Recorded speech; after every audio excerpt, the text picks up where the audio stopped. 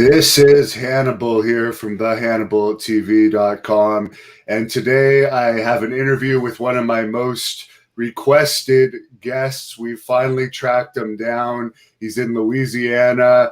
He's wrestled for WWE, WCW, NWA, World Class, UWF in Japan. He's been everywhere. The one-man gang, also known as Akeem, the African Dream. How are you doing today, sir? Hey, Hannibal, it's a pleasure to be here with you today, and thank you for having me on Hannibal TV. I've been a fan of this channel for a while. I've watched many great interviews you've done, and hey, I'm just happy and tickled pink to be able to be on here today. Well, it's a pleasure to have you, and before I get into the questions, Jacques Rougeau and superstar Billy Graham both told me to say hi to you because I told them I was going to be doing an interview with you. Oh man, that's really nice of you to relay that information. Both super guys, and I know you said Superstar is having a little health problems, and I wish him all the best. And Rougeau's are nothing but the nicest things to say about them guys. Total professionals all the way. Yeah, Billy Graham told me that when you did that angle with him where you allegedly injured him, he didn't feel a thing. Yeah, I'm the one-man gang is the one that put Superstar Billy Graham out of professional wrestling. That goes on my resume. Nobody else's. Yeah, that was the end of his wrestling career, both in storyline and legitimately. You are correct. He went to doing commentary after that, and they had to limp around. I believe he went in for a real operation, but we just, Vince went ahead and just gave me the privilege, I guess you say privilege or honor of being the man myself and Butch Reed and Slick of being able to say we put Superstar Billy Graham out of commission once and for all. I understand that you were a wrestling fan all your life. Could you tell us a little bit about your childhood and watching wrestling? I think you were a fan of the Mid-Atlantic territory. Oh, man, I was a huge fan of Mid-Atlantic Championship Wrestling. Some people refer to it as Jim Crockett Promotions, but to me it was Mid-Atlantic. And, yeah, I was huge from a young age, and just watching it. We didn't have fancy cable TV, so it came on Saturday twice, one in the middle of the day and then one later in the evening, 11 o'clock or whatever. So it was a not to miss thing, and our small little auditorium would always carry Mid-Atlantic on Saturday nights, down in our Spartanburg Memorial Auditorium. So I was a regular person down there where you could get a decent seat for like, $5, $6, whatever. So yeah, I was a huge professional wrestling fan, big magazine person back in the day, because we didn't have YouTube and any of these fancy things like you got nowadays to keep up with the professional wrestling. So huge magazine person. I'd get caught in school trying to read my wrestling magazines instead of doing my schoolwork, and I would book my own matches. Didn't know what I was booking. I didn't know that's what it was, but I would, just make up my own matches on sheets of paper and things like that. Whereas most guys would have nice looking chicks on their wall, girls on their wall. I had wrestlers on my wall. So, and a matter of fact, one of the main ones was Superstar Billy Graham. I always loved his magazine covers because it was always bloody. That was my favorite magazines, the ones that was always the bloodiest ones. So yeah, I was a huge Mid-Atlantic, and all the way back, Nature Boy Ric Flair started in a t-shirt, had the tie-dye t-shirt and things like that before the fancy robes. So that's how basically I got interested in it through that. And any of those old school names back in those days, I was just gigantic. I can't even explain to you how much of a fan I was, and how when you go to see the event live, how they start with the preliminary and build it up over slowly, match by match. And then finally you take that little break before the main event. Then you'd be all buzzing, talking with people and stuff. And then bell and ring, and man, that place would explode, because it was main event time. And then whoever was in the main event, then you was like, then you just wait till next week, and they'd do another show next week, and it'd just keep going that way, So, and a few times I got lucky and got to go to Asheville, North Carolina. There was big shows, and Charlotte, North Carolina was a big show. Greenville, So, and then later on, just thanks to the stars or whatever makes things happen, I actually got to work for Mid-Atlantic Championship Wrestling. Talking about a dream come true. Man, oh man, was that a dream come true. With your size, did you play football or any other sports before you got into pro wrestling? Well, I tried junior high. I didn't play high school. I played a couple of years in junior high school football, like 8, 9. But I just didn't have it, man. I didn't have the speed. I didn't have the stamina, I just didn't have it at all for football, So I just faded out of it and just started, following professional wrestling. I was already a fan before that. But then, once I decided this is what I want to do for a living after watching them kill each other live and in person, I used to watch Wahoo McDaniel and Johnny Valentine just basically just beat the crap out of each other. You could see the sweat coming off from the Wahoo chops and Johnny Valentine, with his big sledgehammer. And I was like, man, this is the greatest thing I ever seen in my life. So yeah, after that, everything I dreamed of was to be a professional wrestler, So, during school, they'd give you the little thing about what are you going to do with your life test or whatever. And I put down professional wrestler. Of course, everybody laughed and yeah,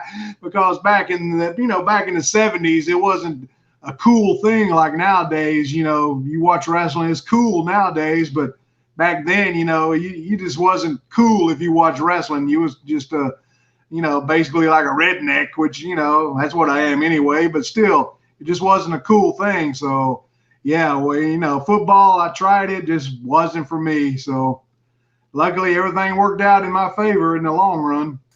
How did you start training to be a pro wrestler? Because I read that you started when you were 17, which is pretty young. Was it difficult to find a way to get into the business?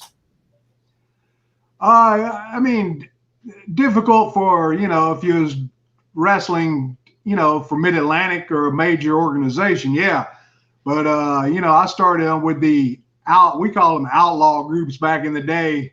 Now I guess they call them independents, where we didn't go through any commissioners, and we didn't really basically follow the rules. I ain't gonna say I didn't, because I was just a member of the show. I already had the size. So basically what happened, I just, got into it that way through some friends, and the first few matches just basically got the crap beat out of me. I guess they were testing you, and my whole elbow was just like black and blue from, just taking bumps. I didn't know what a bump was. I didn't know anything about the business at all. So it was basically just crawl in the ring and get the crap beat out of you a few times and see if you'd stick with it. So, I stuck with it. And as time went on, I learned and, kept on learning. Even after, years and years in the business, I was still learning. So, yeah, that's basically, and I started at 17 years old, which probably was illegal. But like I said, we were called outlaw wrestling at that time. So,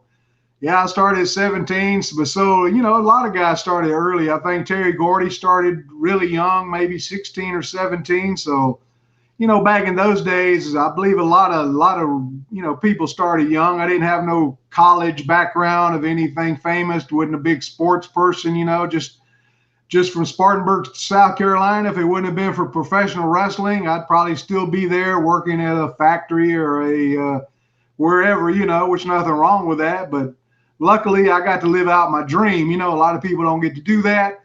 Luckily, I was one that actually got to live out his dream. So thank goodness. And I understand you started off as Crusher Broomfield. Where did you come up with that name? Really what I started as, I was like, before I made it to Crusher Broomfield, I was just, they called me all kind of names. I'd wear a mask one night, one night I could be like a Blue Angel, or I'd be Big George or George the Giant. I mean, before that, I could be anything basically. But then probably early 80s, 1980 or so, somewhere in that range, friend of mine was going to Kentucky to do TV tapings for ICW, which was International Championship Wrestling, that was owned mainly by the Poffos, Angelo Poffo, Leaping Lanny, and Macho Man, Randy Poffo, Randy Savage. And I just happened to jump in the car, and, I was asking them, did they have a spot open? So, yeah, luckily they had a spot open. So I took the ride with them. I wasn't booked on the show. I just took the ride with them to the show. So when I got up there, I was just hanging out in the back with the crew, all the guys and stuff. And Randy just asked one of the guys I was with, Chief Jay Eagle, asked him, who's that big guy you brought with you, and he goes, well, it's, so-and-so. Does he work?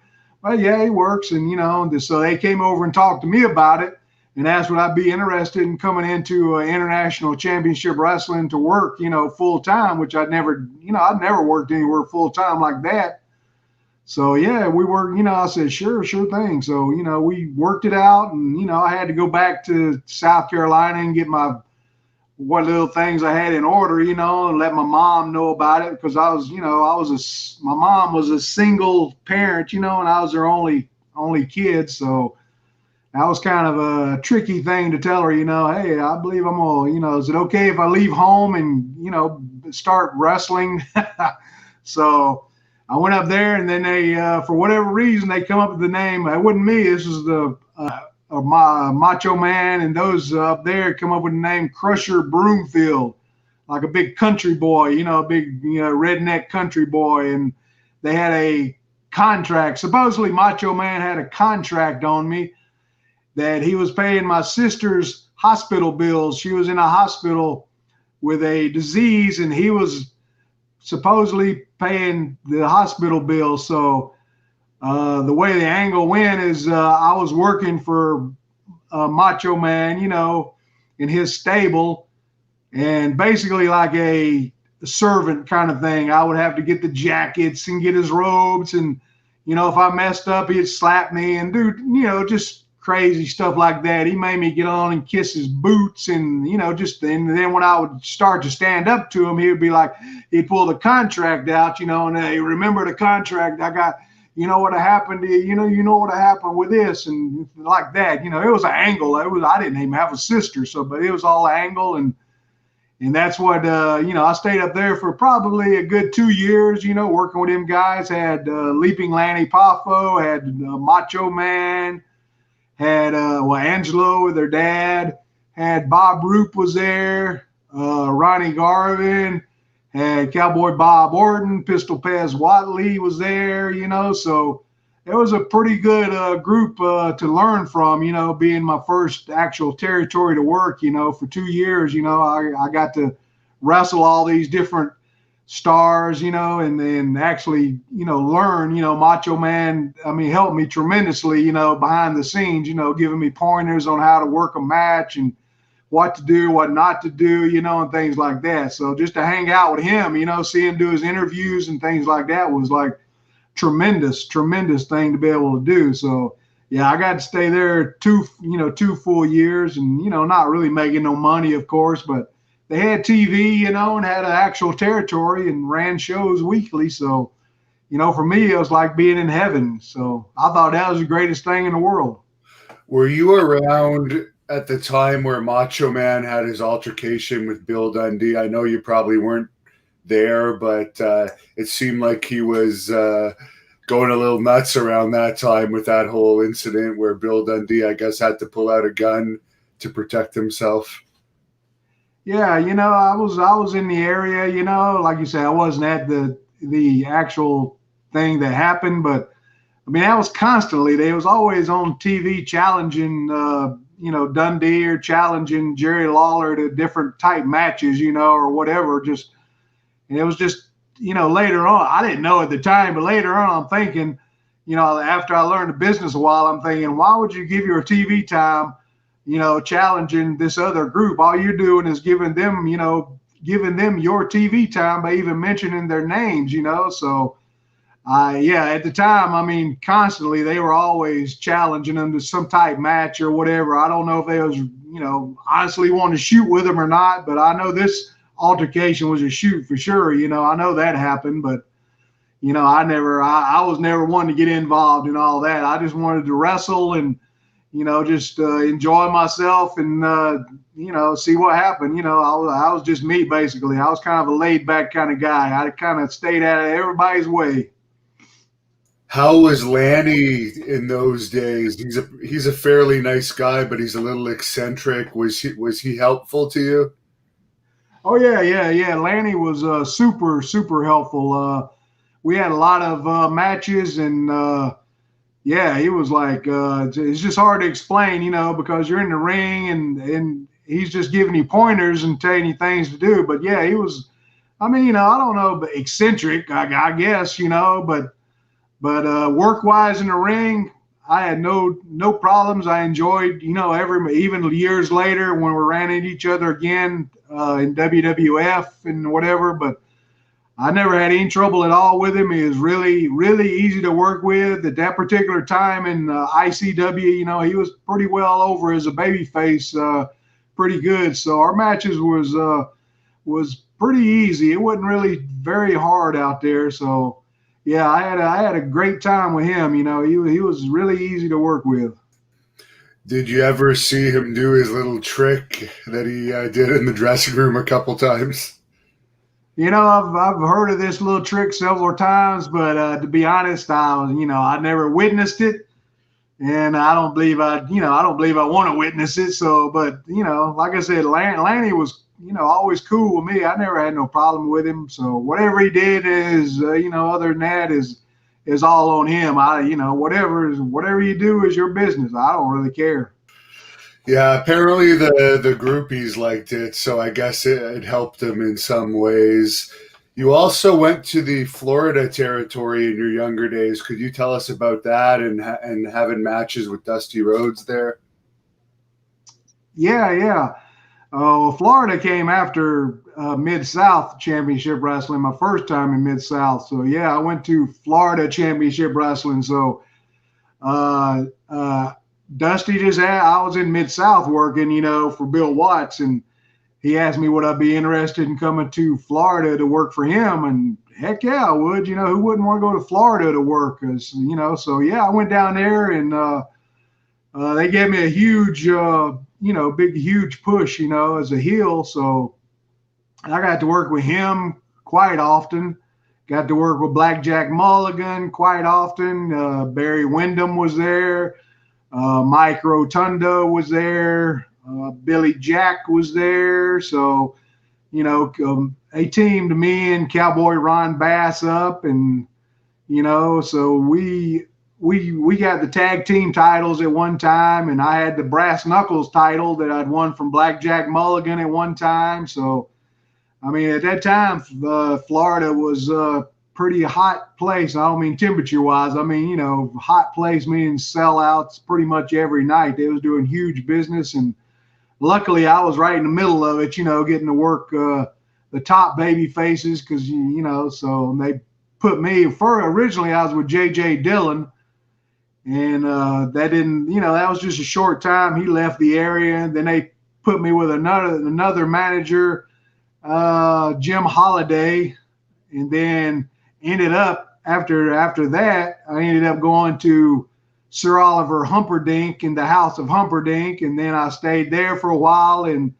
Superstar Billy Graham came in, and we ended up doing a angle eventually where they turned me babyface. Dusty wanted me to turn babyface because I'd been there so long, over a year as a heel, top heel. So he felt it was time for me to turn babyface, which I did, and it worked. He was pretty smart. He was a brilliant man about wrestling business. So it worked. And, I had a great time in Florida. It was like a vacation just about every day, all the towns except Miami, or if you had to go to the Bahamas or something like that, everything was pretty close in. So it was like a vacation every day. So yeah, I loved it. I truly loved it. A lot of blood though. You had to if you was in, on top down there, you might as well get ready to do a lot of bleeding and some gimmick matches, because Dusty loved gimmick matches, a lot of bull ropes, a lot of chain matches. I had some strap matches with Joe Lightfoot,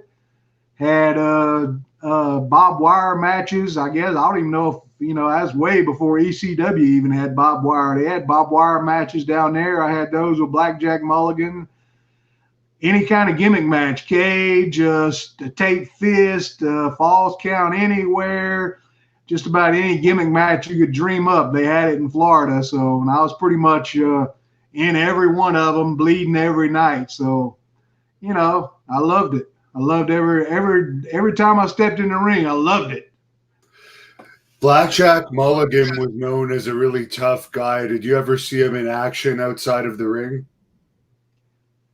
No. I never seen him actually outside the ring getting involved with, if you're talking about a actual fisticuff, whatever. But I wouldn't have messed with the man. The man had hands like gigantic hams or whatever. His hands were gigantic, and I just remember one of the first times I worked him, I was pounding on him. I worked pretty stiff because I'd come from Mid-South, and they're stiff style. They like it kind of stiff. Bill liked it stiff. So, and Dusty was kind of the same way, except with him, he didn't want it like real stiff. But Mulligan, I was pounding on him, and he was like harder, and so I'd hit him harder, and I'd hit him harder. He goes, yeah, now I feel it. So I finally was just pounding and pounding and pounding. He goes, yeah, now I'm coming. Oh, yeah. I'm like, holy cow, what have I got myself into here?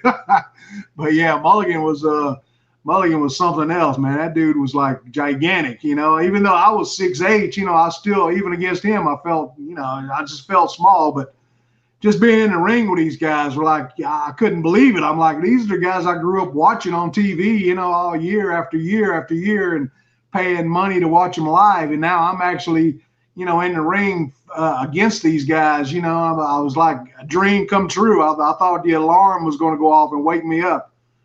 Like I said, I've been the luckiest man alive to be able to wrestle in the era that I wrestled in, Yeah, for sure. That was my favorite era. Billy Jack Haynes, you brought up. I've done a couple interviews with him. He was another guy that was known as a tough guy. How was it to work with him and be around him behind the scenes? Let me tell you, Hannibal, all the guys behind the scenes and in the ring, I never had any trouble with anybody, to be honest. I don't know, it's just me. Maybe it's my personality being so laid back or just go along with whatever. But I didn't have any trouble with anybody. I never really, I never got any arguments with anybody. Well, whatever, if you want to do it, when we got our finish, whatever the finish was, let's figure it out. And we just do it the best we can. And hopefully we come out and have a good match, whatever it was. But honestly, behind the scenes, for me personally, I can't speak for anybody else, but just me personally, I never had any trouble with anybody, so, maybe it's just me, but, I've heard, stories about how he was and things, but I'm just saying for me personally, he was super, super guy. I didn't have any trouble at all. And he was over like a son of a gun. I'll give him that, Yeah, he claimed in an interview with me that he was a high-level cocaine dealer in those days when he was working the Florida territory. Did you ever notice, I know you were never a partier or anything like that, but did you notice that he may have been the guy to go to if people wanted that stuff, or because you weren't a partier that was just something that you never noticed? No, I would never notice anything like that. Like I say, what the guys did after shows or whatever, I have no idea. My deal was I just wanted to get in the ring and wrestle. And, then after I wrestled, I'd go to wherever I had to go. If I was back home, I went back home. I didn't go to the bars. I didn't hang out with these guys. I mean, that's just the way I am. I was never a hangout type person. I wanted to do my job, my wrestling job, and just get on out of there, So like I say, whatever these guys did after the fact, after the matches or whatever, I have no idea. I went through my whole career and didn't know half the guys' shoot names. I just called them. Everybody had a working name. That's what I always went by until the internet. I didn't know what anybody's shoot names was. To me, it was all just whoever they were. Blackjack Mulligan, Barry Windham, whoever. It was all just the work names. Was Kevin Sullivan in the Florida territory when you were there? Yeah, he was. He came in a little later, and we got together, and I ended up with him for a small little bit, and had the old golden spike or whatever, hitting people in the heart with it, and bloodying people up and things. Yeah, he was there. We had some tag team matches, barbed wire tag team matches. We had some double bull rope matches and cage matches together, and then when I turned babyface, I had some matches against him as me being the babyface and him being the heel. And so, yeah, he was there for sure. He had a big part of it. One thing I remember for sure is we were at the Eddie Graham Sports Center in Orlando, where they used to do this, I think it was the Sunday shows. And we were there before the show, we had to get there at a certain time, and we were all sitting around, and Eddie Graham was like, on the we were all sitting out there, me, Kevin, I think Eddie Graham was out there, and he goes, on the marquee, Kevin, it says professional wrestling, kind of making a point to me, and Kevin Sullivan goes, Eddie, look at this man. I mean, he is a walking gimmick. You can't be nothing but a gimmick if you're him. He can't be a professional wrestler. He's a gimmick. Look at him. So I always kind of stuck, remembered, Eddie Graham was like, it's professional wrestling. So yeah. What were your thoughts when you heard about Eddie Graham committing suicide? Were you surprised when you heard about that? Man, I'm surprised when I hear anybody committing suicide, whether it's him or if I ain't mistaken, Mike Graham also. I mean, anybody, when I hear somebody commit suicide, I'm surprised. I don't care who they are. I'm like, wow, how bad is it that you got to, take your life? I don't understand that, because I enjoy getting up every day, no matter if I'm not doing anything or if I, whatever. Even when I had a regular shoot job, I still enjoyed getting up every day. So I just don't understand, I don't know what causes it. And I don't know, yeah, for sure. I was shocked by that, and anybody else. I understand he was known as one of the best finish guys in the business. Would he give you finishes directly, or was it usually someone like Dusty or Kevin that would pass his finishes along to you? No, it was always the somebody that whoever's, had the book was usually Dusty or somebody like that, or if we was, that's who the finishes came through. But we would usually just get it from a referee, because we were never, in the same dressing rooms. Usually we were usually split apart in Florida, so we would usually get it from a referee, and our referee, usually if I was in the main events with a gimmick match or something, the referee would be Bill Alfonso, who you talked with not too long ago. But yeah, he would be the main referee that would be passing finishes back and forth, and some of them were pretty involved finishes. I mean, Dusty kind of like was from the Bill Watts, school of finishes, because there would be like some in finishes would take 3 or 4 minutes. It'd be like way involved stuff. It was just crazy. And when did you actually start doing the one-man gang gimmick, and who came up with the idea for that? Okay, let me think. Well, the one-man gang, when I left, I was in, like we talked about earlier, I was in ICW working for the Poffos, and the big cat, Ernie Ladd, came in. I guess he was friends with Angelo, maybe. I'm not sure, but he agreed to come in and work against me. At that time, I'd already turned babyface. So the big cat, Ernie Ladd, came in to work me in several matches up in the Kentucky area up there. And he was working for Cowboy Bill Watts. So he came in up there. We had our matches, and so he went back to, Mid-South, and I guess he told Bill about me, and that's how, you know, that came about. They got in touch with the Poffos, and they started bringing me in. It would fly me into, you know, like wherever the shows were. If it was here in Baton Rouge, they would fly me in, and my manager, who would be my manager, Skandor Akbar, would pick me up at the airport. The show would already be started.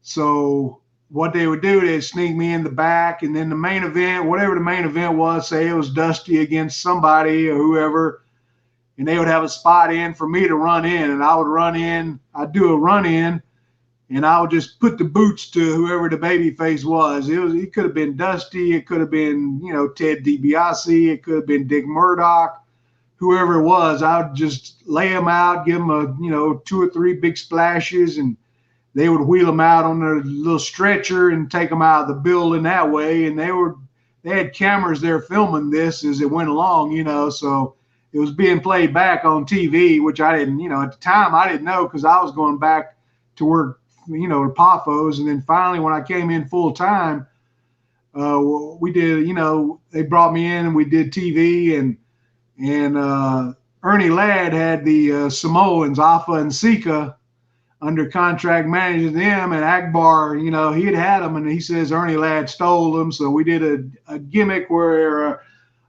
we jumped Ernie Ladd, and the Samoans turned on him, and I come running out, and they stretched his leg across the bottom rope, and I gave him a splash across his knee and took his knee out, and, you know, I was just doing some dastardly things. Didn't have a name, and I didn't even have a name yet. Basically, the commentary, Boyd Pierce, and, you know, they would be like going, who is this man, this giant man that Skandor Akbar has brought in, you know? And this went on a couple of weeks, and finally, I don't know if it's Boyd Pierce or who it was, but one of them just started calling me One Man Gang, saying he's like a one-man gang. He can't be stopped. He's a one-man gang.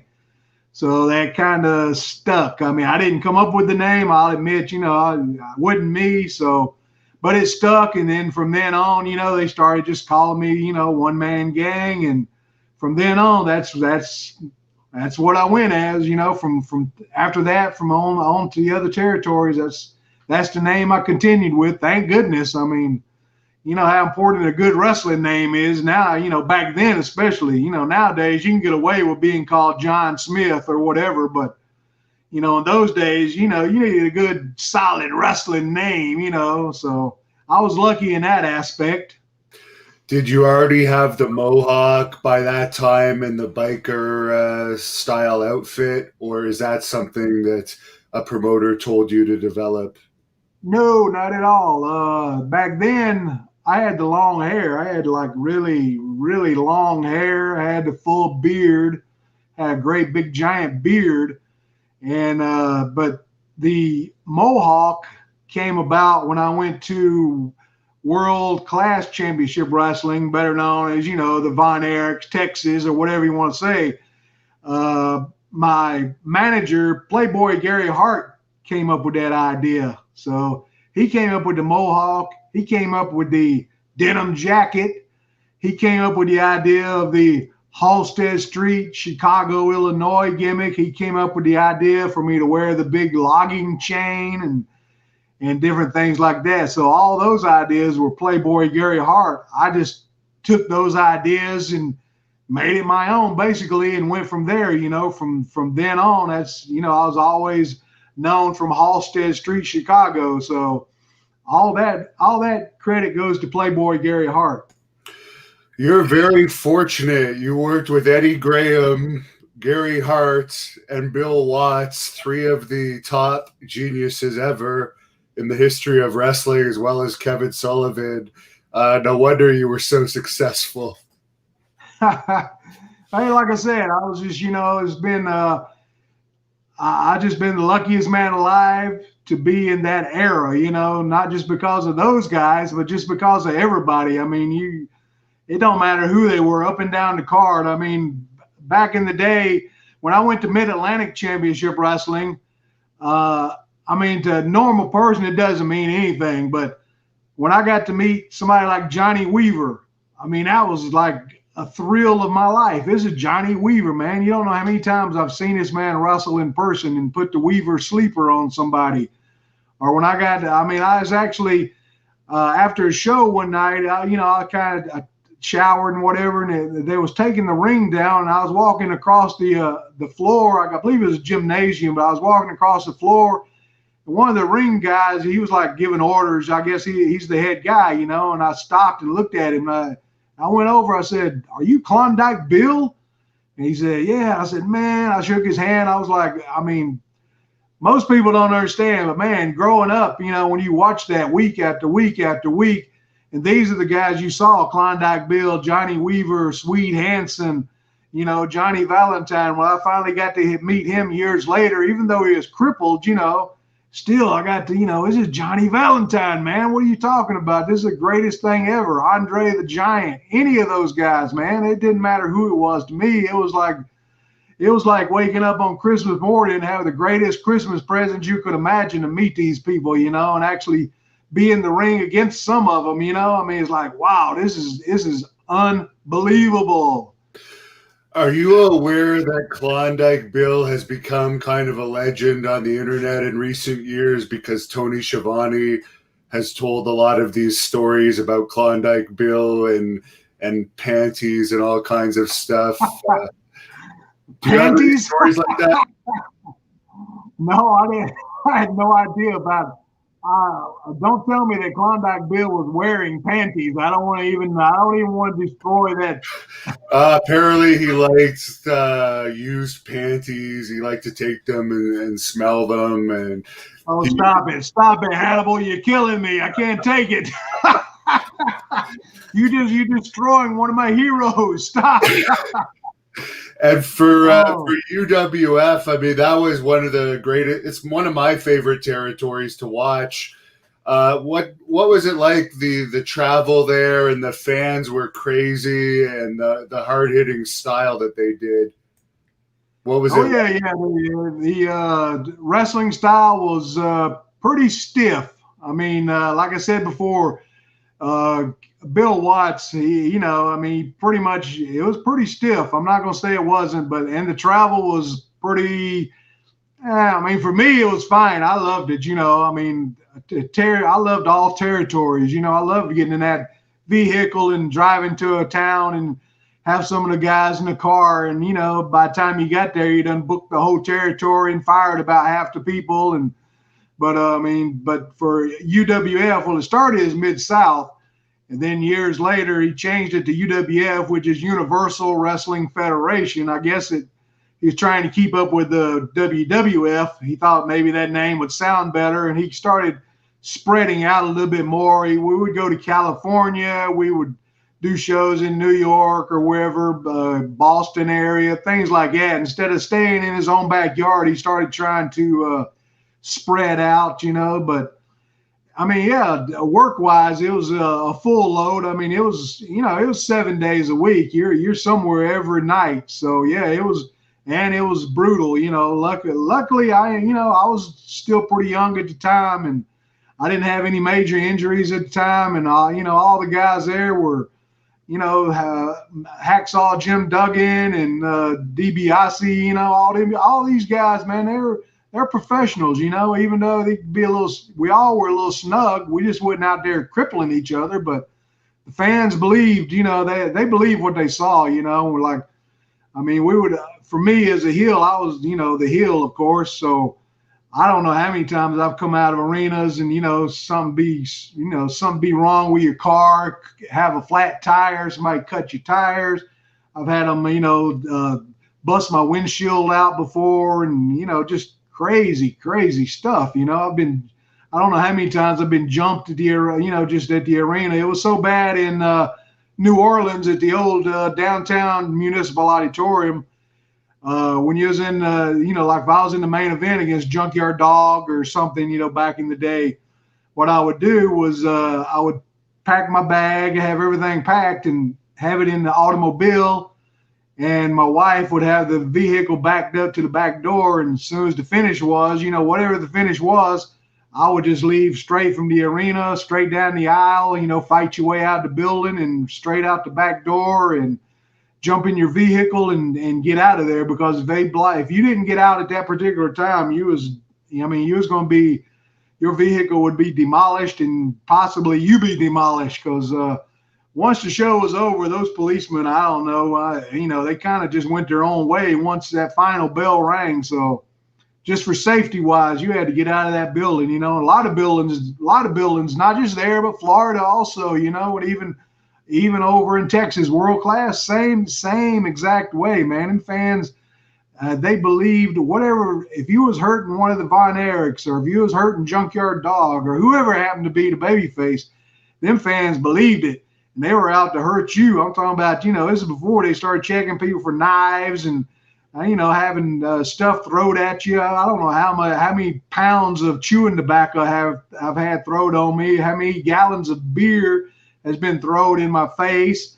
I mean, if you're going to hit me with a beer, at least tell me to open my mouth, so I can get me a little swig, and just crazy stuff like that. Here I am bleeding like all over the place out of my head, and they're spitting tobacco on me. And it's amazing I didn't get some kind of disease and just died from some kind of disease from all this stuff. But yeah, it was a crazy time, and I wouldn't trade it for $1 million. Well, maybe $1 million, but I mean, like I say, I was the luckiest man alive to be able to do that, because I dreamed of it so much growing up, and then to actually be out there and these people hate you that much that they will, they want to, bust your windshield out or cut your tires or whatever, I mean, that's an amazing feeling to be able to control people that way. Do you think with modern wrestling that there could ever be a heel like that anymore, that had so much heat that fans literally wanted to attack them with the way that they kind of don't kayfabe very much anymore? And it's hard for fans to really buy into angles these days. But do you think someone could come along that could bring it back to that, or is it too late? My own personal opinion of it, I believe it's too late. I don't believe you'll ever see, heels like that nowadays, from the 70s or whatever. I mean, I don't believe you'll ever see that again. But, I mean, nowadays, I mean, I don't know. Back in my day, I mean, you couldn't even get in the dressing room if you was like the Coca-Cola man bringing a soda pop to a wrestler or whatever. You couldn't even get in the dressing room. So, I mean, nowadays you go to a show and there's like hundreds of people in the back. You don't know who's who. You don't, So I don't know, man. Even in WWF days, man, it was the same way. It had so many people behind the scenes, and so no, I don't believe at all that you could have a serious heel heat like that anymore. Nowadays, everybody and their brother is a wrestler. If I'm at a signing, I don't know how many people has come up and say, "Yeah, I wrestle," So basically, you get you a pair of boots and some tights or whatever, you're a wrestler. So, but that's just the way it is. Yeah, a lot of the larger than life characters are gone now. They're few and far between. Oh yeah, for sure. Do you have any tips for being a heel for any of the wrestlers watching? Well, the problem nowadays is you have your character's pretty much built for you, so you can't just go out there and be what you think you should be.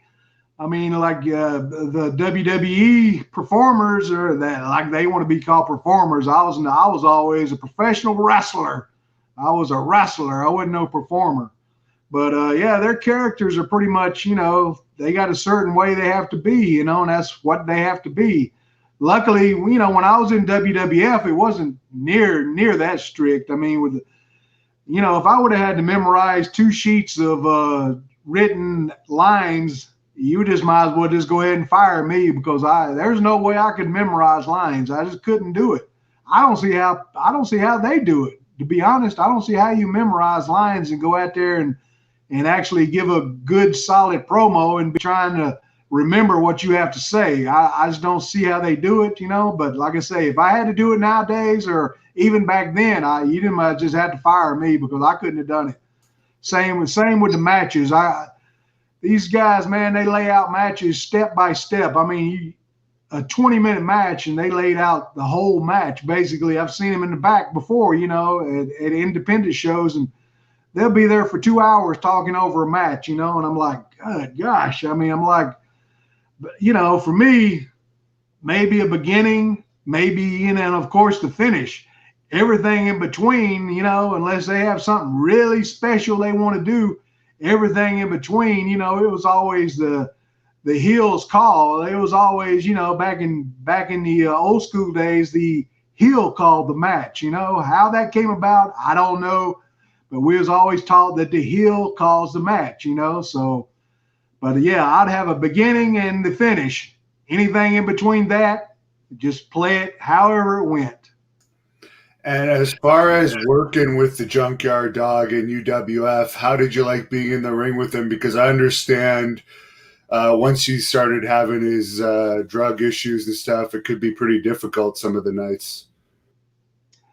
Yeah, well, Hannibal, he wasn't the easiest man to work with, but he was over so big, I guess, when you're over that big, you don't have to be the easiest man to work with. All he has to do, especially in Mid-South at that particular time, was just look out at the crowd, and the crowd would be right there with him, like they used to have this chant down here, like in New Orleans, especially, is a who dat gonna beat that dog, who dat?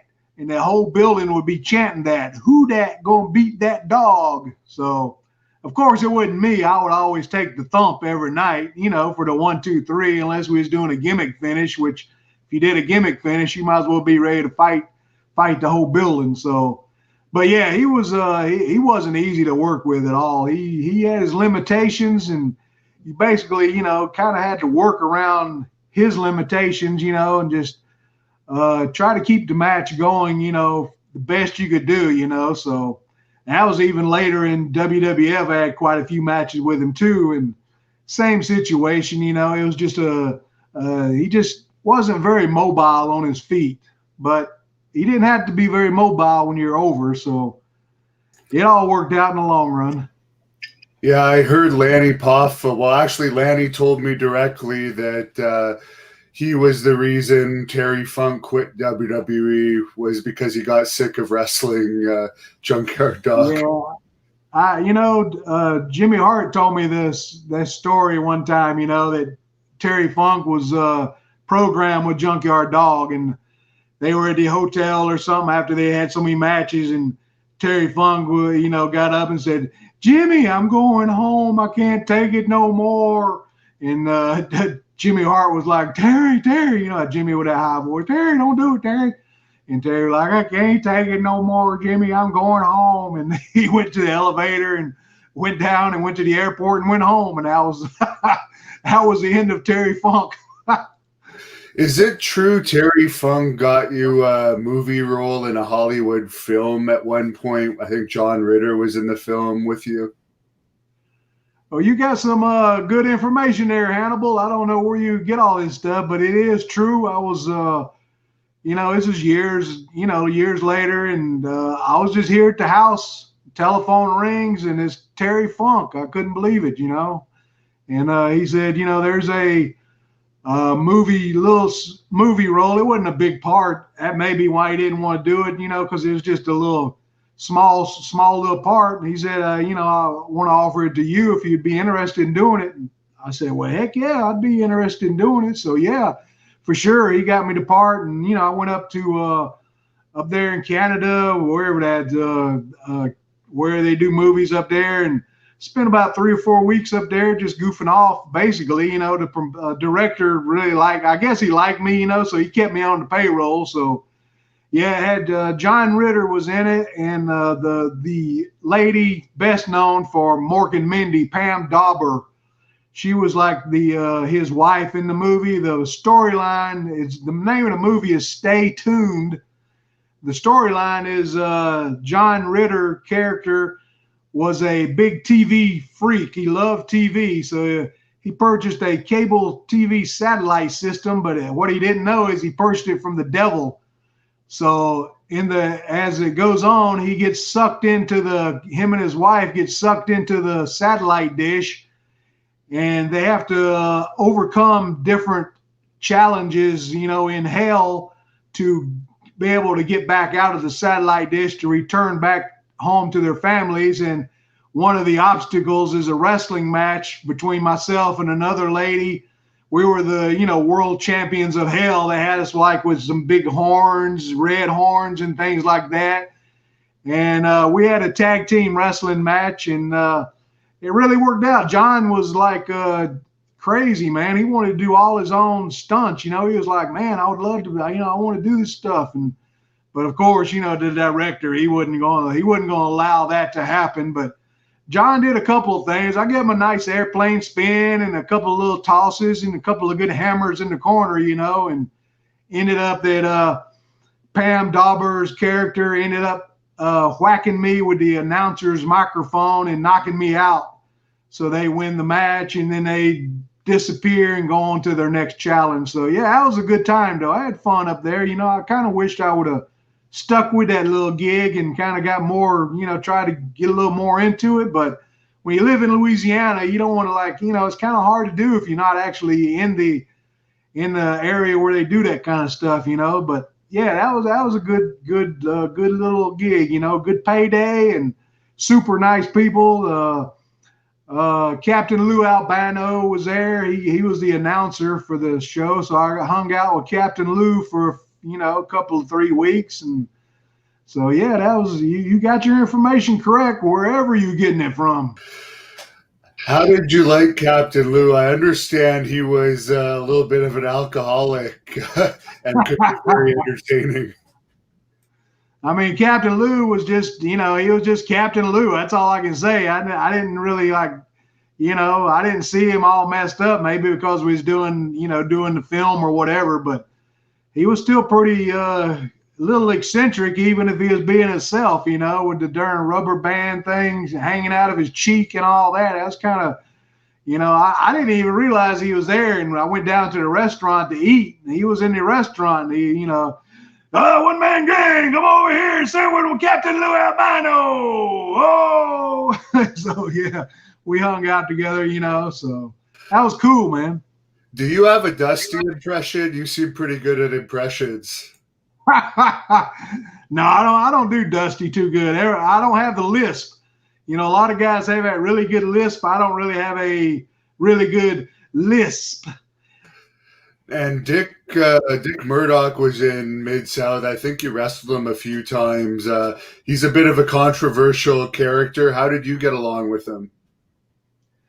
I got Captain Redneck, Dick Murdoch. I got along fine with him. I mean, he was another character, you didn't know what he was going to do in a match, but he was from that same, Dusty Rhodes school and those guys. So yeah, you didn't know what he was doing. He would come out, he started the Marine gimmick, so he carried a backpack out.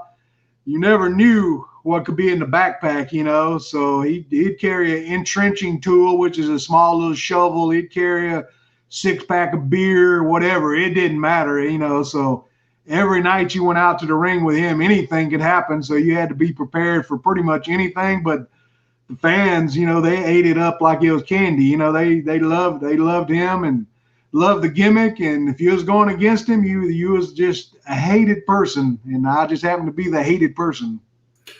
As far as drinking in the back, I know you were never a drinker. I know Andre seemed to always be allowed to drink in the back. Would a guy like Dick Murdoch be allowed to drink before his match in UWF if he wanted to? I don't, before they got to the arena, I don't know what went on, but no, at the arena, they wasn't allowed at the arena. Through my whole career, the only person I've ever seen drink in the actual dressing room was Andre the Giant. And in WWF, they would bring in the big round container that you'd see Gatorade and stuff in at the 7-Eleven stores or whatever when you walk in. And they would have wine bottles all shoved down into ice. And, he would get there like really early and start drinking wine, and whoever was there that was a good, card player, card or cribbage. When Harley Race came in, when he started in WWF, him and Harley would play that cribbage game with a little, I don't know what you got, the little pin thing, so many points you move around or whatever, and he would sit there all night till his match, drinking and playing cards, go out and do his match and come back and continue the game until he got ready to leave. And then he would, they always took care of him. He had his little keeper and had a special van for him to get around in and things like that. So, hey, he's Andre the Giant. What can you say? That was a true legend, was Andre the Giant. Weren't you involved in a Superdome match with Andre at one point in Mid-South? Yeah, I was. I wrestled Andre quite a few times, but yeah, that was my first Superdome extravaganza match. It was me. I mean, I was like probably 20 years old right after leaving International Championship Wrestling. So it was me and Harley Race against Andre the Giant and Dick Murdoch at the one of the Superdome extravaganza matches. That was my first time at the Dome. So you imagine me. I mean, here I am, a 20-year-old punk kid, and I'm stepping in the ring with these guys. I mean, I was like scared to death. I was terrified, but they all helped me get through it. And I don't remember what the finish was. I'm sure I probably lost the fall, but whatever. I mean, just to get in the ring with them guys, my gosh, Harley Race, are you kidding me? I mean, to me, the greatest world champion ever. I mean, better than Ric Flair. I mean, Harley Race could do anything and everything in the squared circle. So he was always one of my heroes, man. Yeah, shoot. I got to hang, never got to wrestle him personally, but I got to team up with him quite a bit, in Japan and different places. I teamed up with him, in WWF. So, man, that was like a dream come true. Harley, I remember I'd go to the auditorium when he was the world champion way back in the 70s, and he would come in with the world title and defend the world title, So, man, he would take that bump where he'd do that backward flip over the turnbuckle. I was just amazed. I was like, holy cow, that's incredible. I wished I could do that, But, yeah, that was my first big-time match, I guess you'd say. I actually saw your entrance with Harley Race on YouTube a couple days ago, where he's actually doing the Jive Soul Bro dance as well. Did that take much convincing, or did he just decide, hey, I'm going to dance?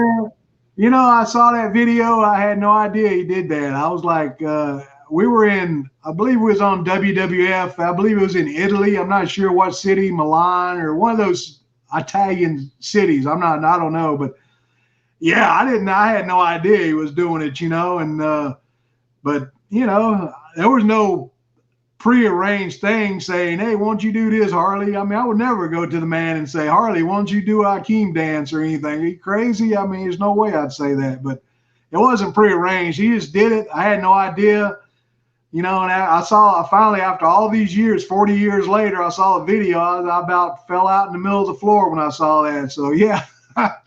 Yeah, it wasn't prearranged.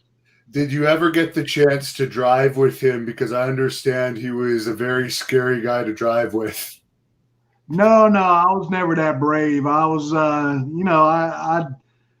I care for my life. Like I said, I want to wake up every day. I don't want to be out there doing 100 miles an hour, but when we were in Florida, there was a couple of times where he would like run up behind us and bump us in the bumpers and things like that. That's kind of crazy in itself, but yeah, he was known for his fast driving skills, I guess. I don't know if it's a skill, but yeah, he was kind of crazy. That's for sure. Ain't no doubt about that.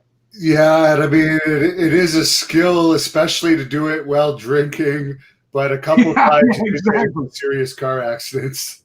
Yeah, exactly right.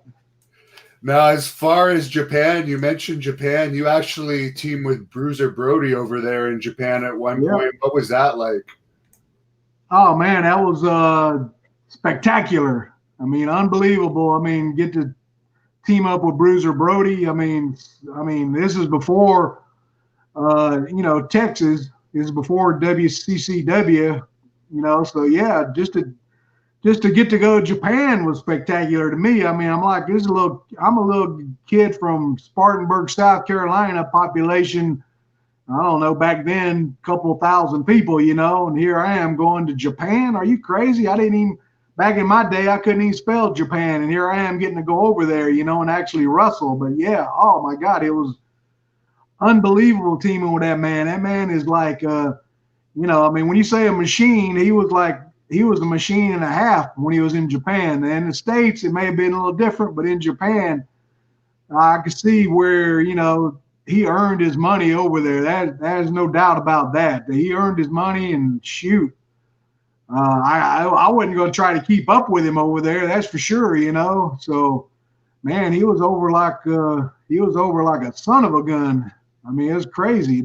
Especially those at that time in Japan. You know how people are. You know, even now, I guess they're still pretty reserved people. But man, he come out there swinging that chain all crazy and huffing and puffing and kicking, and it was like an honor if he hit one of them. You know, it was like a badge of honor if he punched one of them or something like that. And I remember the first night I teamed up with him. I don't remember who he worked against, but first night I teamed up with him, and he said, "Follow me, kid. Just do what I do." So he went out the door, stomping and huffing and puffing, and you know, my vision's not the best vision in the world, so I'm just trying to find my way to the ring, you know, because people are everywhere. I mean, when he went out, you know, out the door, it's like Godzilla or something. People just the building just goes crazy, and so I'm just trying to make my way to the ring. I get in the ring and there's no Bruiser Brody. I turn around and look up into the stands, way up high in the stands. He's up in the middle of the stands, you know, up there swinging his chain and kicking people and just throwing stuff around. And I'm in the middle. I'm in the ring waiting, you know. So I'm like, holy cow. Then during the match, he said, "Watch this." So he took the Japanese wrestler. He threw him in. He jumped up and drop kicked him. Man, I thought he about took the dude's head off. I mean, that drop kick was so solid. It was unbelievable. I'm like, holy cow, what have I got myself into? But, you know, he made the big money. He did what he was a machine. That's all I can say. And same with Stan Hansen. I had the honors of teaming with Stan Hansen in Japan also. So, you know, to team with those two guys in Japan especially, you know, that's like, I mean, heck, I could have ended my career right there and been happy. Did you get any offers to stay over in Japan, similar to Brody Hansen and Steve Williams and some of those guys? Because it seems like you would have been huge there had you had the opportunity to stay and really make a name for yourself. You know, I didn't shoot. I don't know about the offers, but I just didn't really want to do it. You know, it just wasn't. You know, it wasn't my thing, I guess. I mean, I'm more of a homebody. I like the, you know, territory wise, you could work and come back home to your house or whatever. You know, you wasn't gone for 3 or 4 or 5 weeks at a time over there. Yeah, the money may have been better, you know. I mean, especially if he was making Bruiser Brody or Stan Hansen money, you know, which I know I wouldn't have been making. There's no way, because like I said, those guys were machines. I was nowhere near that. I mean, I was still, you know, green as grass. I had no idea what was going on over there. All I knew over there was everybody kept trying to suplex me. That's all that kept happening. They grabbed me and want to suplex me over and over and over. And them guys just told me, man, you got to sit down on them dudes. You can't let them be throwing you around. Sit down on them. If they don't want to sit down on you, knock them upside the head, you know. So, but that just wasn't for me. I mean, I had a great time over there. It's a great experience, but it just wasn't my type of thing, you know. Did the Japanese mafia ever take you out for a sponsored dinner or to take you to a massage parlor or anything like that?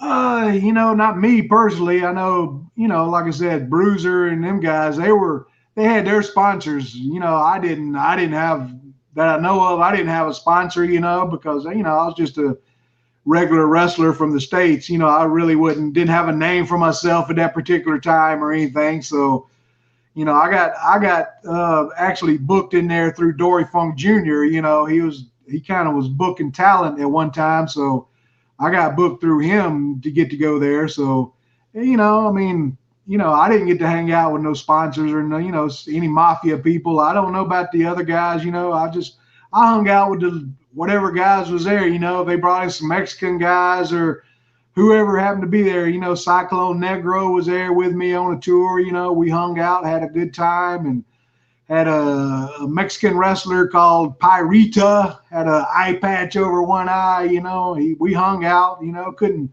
talk very good together, but we still hung out. You know, just things like that. Terry Gordy was there.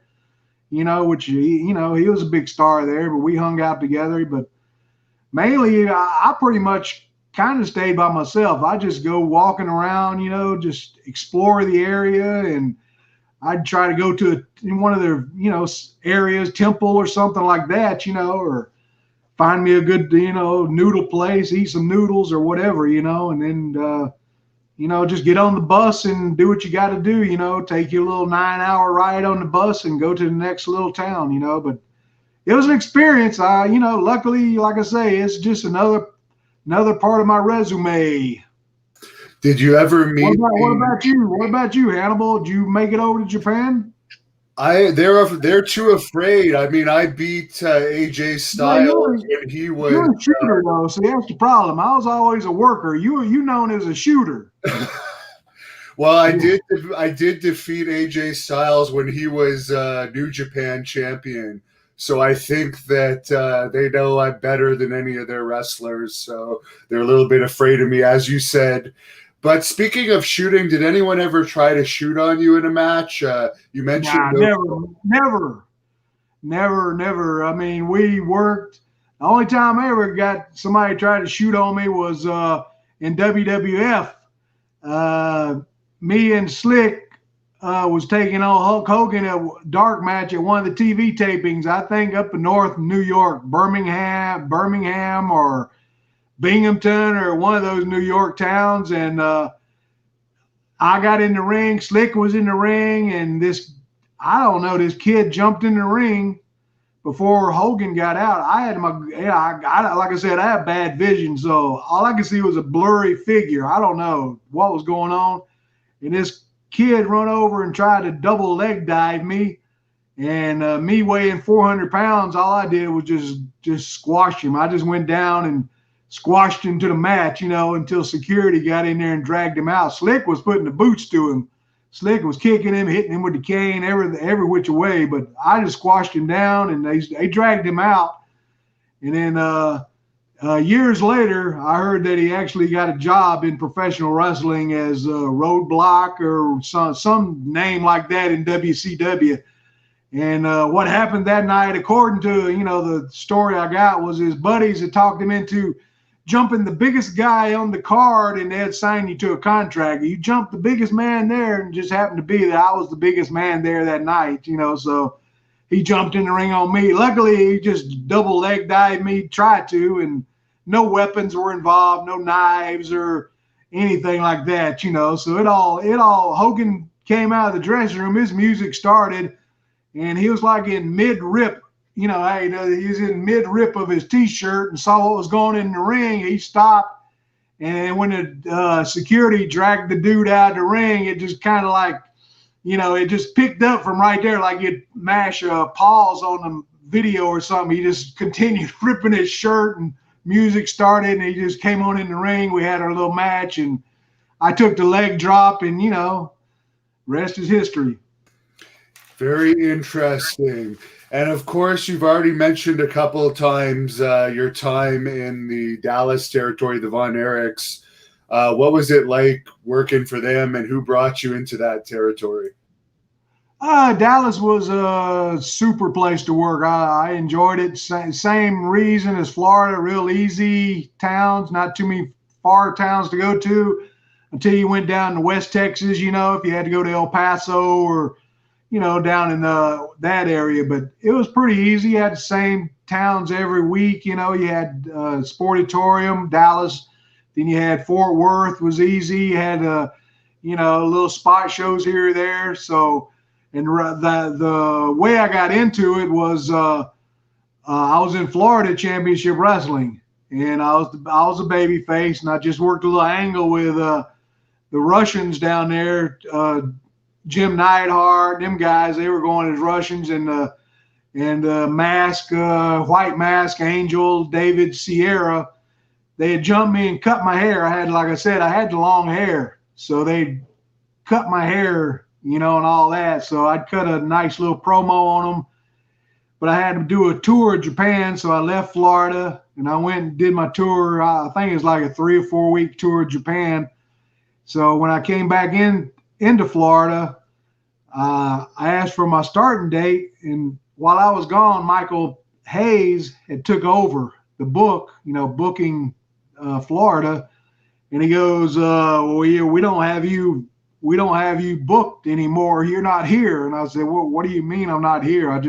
I left to go to Japan, and I couldn't understand. How do you go to Japan, you come back, and you're not there anymore?" And he just said, "Well, we just don't have a spot now. You're just out of a spot." But he said, "I can help you out. I got over in Texas, they're looking for a good big heel over there to work with Devon Erichs. I'll give him a call. Would you be interested?" And I said, "Well, I don't have a job here. I guess I will be interested in it." And Michael called, over there in Texas, and talked to Ken Mantell, who was the booker at the time.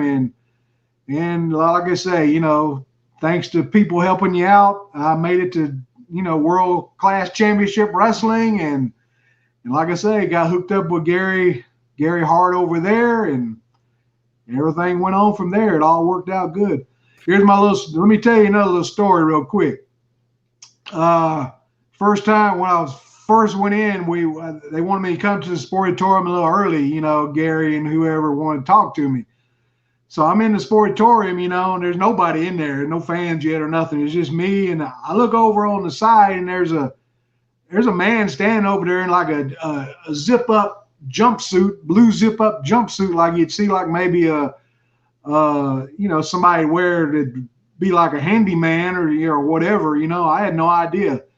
So then he went in a little office there, and then a second later they called me over and said Fritz wants to talk to you. So I walk in the office, and the same man that was in that jumpsuit was in the office was Fritz von Erich.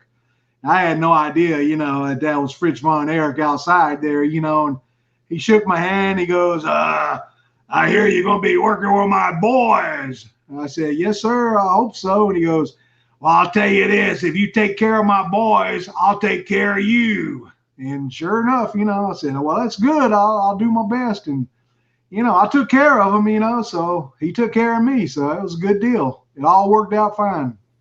How were the Von Erichs? Because we've heard all the stories that, well, we know 3 of them passed away, or maybe, I don't even know, maybe 3 or 4 of them passed away from drug-related issues. How was it being in the ring with them? It was like a Donnybrook fight like you would have in a bar, a legit shoot fight in a bar every night. If you didn't protect yourself, or if you didn't fire back on them just as hard as they were hitting you, they would just eat you up and chew you out. I mean, it was every night you went in there was a fight, a literal fight. I mean, so Texas wasn't if you like easy wrestling, and didn't like to be chopped or didn't like to be punched or touched a certain way, Texas wasn't the place for you. But for me, it was perfect. I love doing that. I love you going out there and just, hit me, and I'm going to hit you right back, just as hard, if not harder. And you can hit me just as hard as you want to hit me. I mean, we wasn't knocking each other's eyes out or knocking teeth out, but I mean, the drop kicks and the chest slaps and the punches to the back of the head, they were pretty snug. Chair shots, all that was quite snug. So yeah, I mean, you had to be a pretty tough son of a gun to stick around anytime in Texas, that's for sure. But I loved it myself. Like Kerry wasn't quite as bad. Now Kevin, the barefoot one, you didn't know what was going to happen with him. He'd just fly at you with knees, elbows, feet. It didn't matter. You just didn't know what could happen. So, but Kerry was pretty much, he was like a night off if he was halfway coherent of what was going on. There was a few nights he just wasn't coherent. So yeah, those nights were a little bit harder. So, But I loved it there. That's where, Bruiser Brody came in there as a baby face. He was, he was big baby face in Texas. So he came in and, we worked a big angle and everything. So I got to work against him there in matches against each other. And that was like, we had some brutal fights. And that's what the Texas fans expected. When they bought tickets to see a show, they wanted to see a fight. They didn't care about no, fancy arm drags or single leg. They wanted to see a fight. They wanted to see blood. They wanted to see somebody get hit with a chair. They wanted to see some tables turned over. They wanted you to go fight up through the rafters and whatever it took. Go outside and fight if you wanted to. Texas fans were crazy. And, I loved it. Every night I stepped in the ring, I loved it. That Sportatorium was in the summertime, it might be 150 degrees in the Sportatorium. They had some big fans blowing, but it was just a hot son of a gun, and it was just crazy, I got to team up with Killer Tim Brooks and got to team up with Maniac Mark Lewin while I was there, and got to fight against the Von Erichs, got to fight against Iceman King Parsons. We had, a bunch of, the Freebirds came in. They brought Kamala in. I worked against Kamala in some single matches. So Texas was crazy. Kabuki was there. That's another one. I don't want to forget his name. The great Kabuki was there. He turned babyface with, I don't know if people remember Sunshine.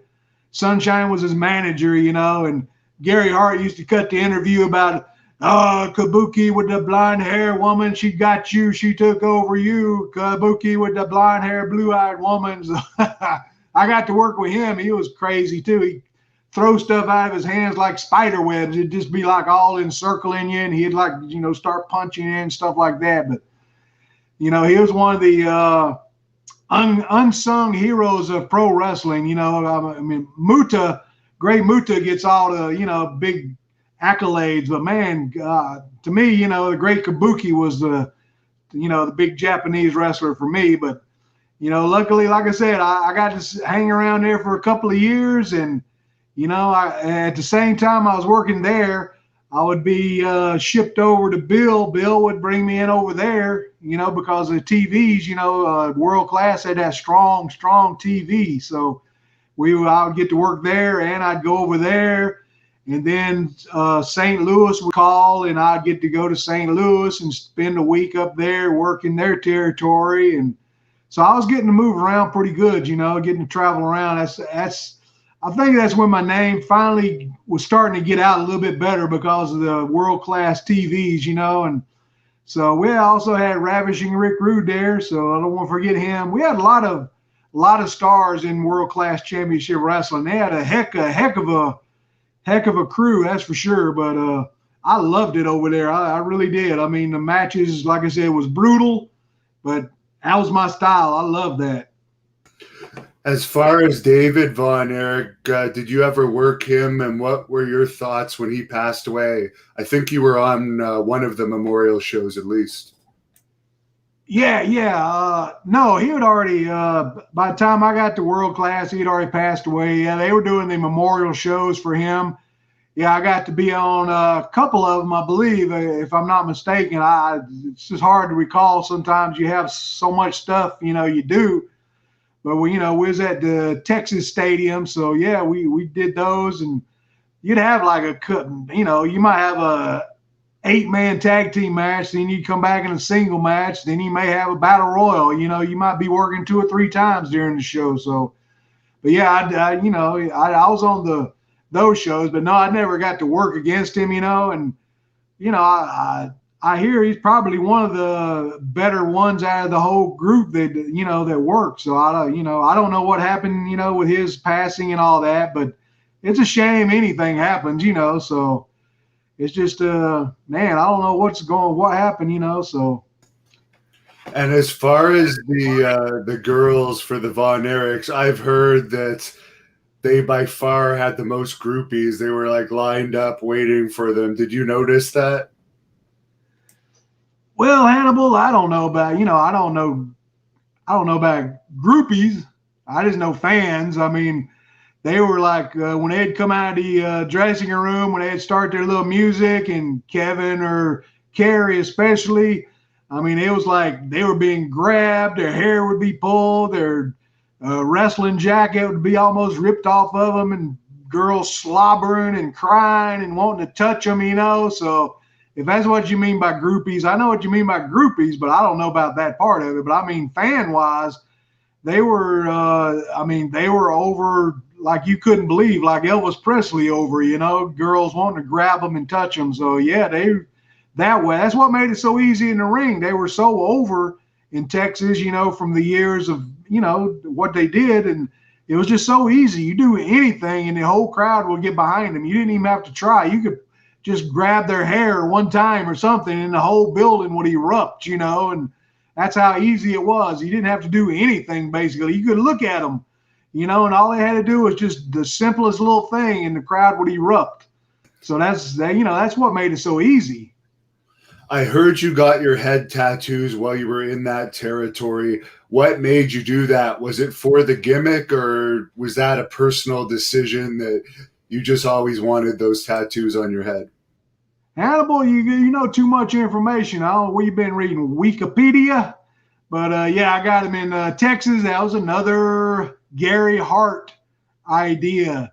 Hey, gang, why don't we well, he called me Moon in Texas. I don't know why. He come up with the name Moon, M-O-O-N. And so everybody started calling me Moon. Instead of gang, it was going Moon. But because I do that bellow, you know, moo, so he started saying Moon. But yeah, he come up with the idea, hey, why don't we go downtown? I got this great idea. We'll get you some skulls on the side of your head, and we'll call one of them Carrie and one of them Kevin and blah, blah, blah. That's your war symbol. That's your memory. That's how you remember them, and you always want to kill them and this and that, you know. And of course, me, I'm stupid. I don't have, you know, I'm like, yeah, that's a good idea. That's a good idea, Playboy. Let's do it. So yeah, we went downtown, some shady tattoo parlor down in the alleyway somewhere, and I got a couple of little skulls put on my head like a, you know, big dummy, you know. But years later, I guess it became a, you know, pretty known symbol. You know, people see me now when I'm out and hey, I recognize that head. That has to be the One Man Gang, that kind of thing, you know. And I also get a lot of, hey, are you Bam Bam Bigelow? And I'm like, nah, I'm the other guy. I'm One Man Gang, you know. So yeah, it was Playboy Gary Hart again. For the record, I was a bigger fan of you than Bigelow, but I know you guys had that WrestleMania IV match that I'll ask you about in a little bit. But I heard you wrestled in Canada a little bit before you went to WWE. Which promotions were those for? Well, that was Mid-Atlantic champion, Jim Crockett. We used to come to Maple Leaf Gardens all the time, you know. That was one of the main Mid-Atlantic stops, was Maple Leaf Gardens. I don't really recall too many other Canadian towns until I got to WWF. Then we was all over Canada, which we all hated because of the money changeover. You know, we didn't hate Canada, we just hated the money changeover because it was just so horrible. But yeah, it still is horrible, by the way. Okay, well, Maple Leaf was a big Mid-Atlantic stop back in the day, so yeah. Had quite a few matches there. You know, that to me was a big deal, you know. Maple Leaf Gardens. Who had never heard of Maple Leaf Gardens? I mean, that was like, you know, Madison Square Garden or someplace, you know. Heck, I mean, I don't even know if it's, is it still there nowadays in Toronto? What it is it's there, but they made it smaller, and the Toronto Maple Leafs don't play there anymore. They play at the Air Canada Centre. But it's there. It's a minor hockey rink, and Ring of Honor has done a couple of shows there, and NXT has done a couple of shows there, but nothing like what it used to be. Oh, okay. I didn't know. I remember it used to be huge for professional wrestling. You know, I'm not sure if it was just Mid-Atlantic. WWE used to go there once a month, right? Yeah, once a month for sure. And then even in WWF, we used to go to Maple Leaf, you know, so that was one of the main stops for WWF when they did a Canadian tour. You know, we'd always hit the gardens there and other places, but, you know, that was one of the main stops there also. How did you get recruited by WWE or WWF back then? Well, I was wrestling for, Bill Watts's UWF, Universal Wrestling Federation. I was his world champion at the time. I was, like months before that, I'd been given the title. Terry Gordy was the world champion, and I don't know what happened. I don't know if he got injured or what happened, but the angle was, earlier in the night, one of the Freebirds was in a steel cage or whatever, and ended up, slamming the door on Terry Gordy's arm. And I was scheduled to wrestle him that night for the world title, and he couldn't defend the world title, and they stripped him of the title and presented it to, me and Skandor Akbar. So I don't know the real story behind it, but that's how I ended up with it. I didn't really beat nobody, but then I was the, UWF world champion. So I was in the main event pretty much every night, all over the territory for Bill at that time. And I was just, I don't know where I was working at. I was in a town somewhere, and Ernie Ladd got a hold of me some way. I don't even know how he got a hold of me. And he said that Vince McMahon would like to speak to you. You need to talk to this man. He was really insistent, like you need to talk to this man. It's important. You need to talk to him. I said, okay. So a couple of days went by. I wasn't thinking nothing of it because I'm booked. I'm not. It's not like I'm out of a job. I'm doing pretty good as the UWF champion. And, I didn't even know, WWF from anything else because, if you're busy doing what you're doing, I don't get to see the TVs, or I couldn't even told you who was, working for that company at that particular time because I'm just involved in what I'm doing. I don't get to know what's going on in the other areas because we didn't have, there wasn't no internet or anything at that time. So Ernie gets in touch with me again. And he's like, man, you need to talk to this guy. I said, okay, well, here's where I'm at. If you want to have him call me, I wouldn't even, for me, I wasn't even sure who Vince McMahon was. I didn't, I guess it's pretty stupid sounding really, but sure enough, telephone rings and it's Vince McMahon. And, he's talking to me and, wants to meet with me and asked me, do I have any day off coming up? And it just happened, just miraculous that like 2 days later I was going to have a day off, and he said, well, we'll fly you and your wife to New York, and we'll pick you up in a limousine, and I'd like to have a meeting with you. So that's basically what happened. I flew up there and went in the it's not the fancy Titan Towers like it is now. It was a different place, but went in there, and we had him and Pat Patterson was in there and had a meeting, and I asked him about, well, how does your towns run? I mean, you got 2 or 3 towns a night? How does that work? He pulled out his book and showed me his book and everything, and he asked me what I was making, as down there, and as the UWF champion, I told him, I'm making $100,000, a year, which I wasn't, of course, but I throw that number out there. And he's like, well, I can guarantee you'll make, more than that, way more than that, And he goes, I can see the marquee. He was like, yeah, I can see the marquee, One Man Gang. That's a marquee name right there. He's really good about, giving you the BS or whatever when he's wanting something. He can really make you feel like you're the only man in the whole place. And he was like, we got Hulk Hogan. We would love for you to come in. We want you to work with Hulk Hogan and, this and that, and join our team, and no money, nothing talked about, nothing about money or anything except, you'll make more than 100,000. He just, basically he said, I'll give you an opportunity, and, you can make what you want to make of it or whatever. And so I said, I give it some thought. I said, sure, why not? So I shook his hand. I didn't sign anything. It was just a handshake. I said, you bought yourself a wrestler. So, and I when I went up there, I had gig marks on my head, from being down there bleeding every night. And first thing he said, you won't have to worry about that here because we don't do that. Now, I was like, well, that don't bother me one bit. I don't have any problem with that. But so I went back to, UWF and told Bill, the meeting and everything. And he gave his, he said, it's fine. He gives blessings. I give my notice to leave. And the last night, I was in Muskogee, Oklahoma, and I was defending the title against Big Bubba Rogers, who later, as you know, became Big Boss Man, who teamed up with me as the Twin Towers. So, what's the odds of that happening, right?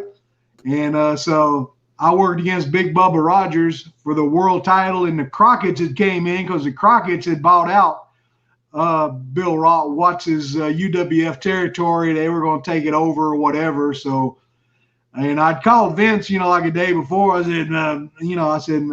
McMahon, they want me to lose right in the middle to, drop the strap, or, what do you want me to do? And he said, just do whatever they want you to do. Don't cause any trouble. It doesn't make one bit of difference at all. So, I went out there and we did a finish where Akbar came out as my manager, but he ended up turning on me, going with Big Bubba, and they just did a gimmick where he, threw something in my face, and Big Bubba rolled me up for the pin and became the UWF champion. And, basically 2 days later, I was on a plane starting in the World Wrestling Federation, and the rest is history. They did a lot of squash matches with you when they first brought you in. Was that just to build you up to wrestle Hulk Hogan on the house shows? Yeah, that's all it was. It was just, if you watch the TVs, a lot of matches were just squash matches, but mine especially, 2 minutes, 1 minute, handicap matches, whatever. It was just to get the character, one-man gang character, more, I guess, over. It wasn't like people didn't. So once you went to WWF, it's like you didn't have any past, basically. You just you started your career all over. I mean, anything you did in the past, it wasn't like I could get up there and say, I was UWF champion. You couldn't say that. You're basically a whole new person being reborn. So yeah, it was just to get the character over, and I was one of the few people that was allowed to even to actually hit a referee and do some damage to a referee. And one of the shows, I actually got to give the referee the finish, and pick him up and slam him around a little bit. So yeah, they just did that to get me ready for Hogan. And so that was basically it. He said, just, keep your tights clean, which means, stay on your feet. Don't be taking no crazy bumps, save all that for the Hulkster, baby. Yeah, and they did most of your Hulk Hogan matches on house shows. I don't remember seeing a recorded version when you were one-man gang. What was it like working with Hulk Hogan? Because he was still at his peak in that point of popularity. Yeah, it was like, it's crazy. Well, I know I keep saying crazy, but, it was crazy. I mean, he was just, man, they built him up to be so over. It's just, I don't know. I mean, how do you build somebody up that much to they're over that big? You know what I'm saying? And as soon as his music would hit, he didn't even have to be out there. Just the music itself, and the whole building would explode. And people say, "Oh man, well, you had sellouts after sellout after sellout." But I'm like, well, it wasn't me. It was Hogan. Hogan could be out there with a broom and a mop and sell the place out at that particular time. I just happened to be the lucky body that happened to be against it at that time.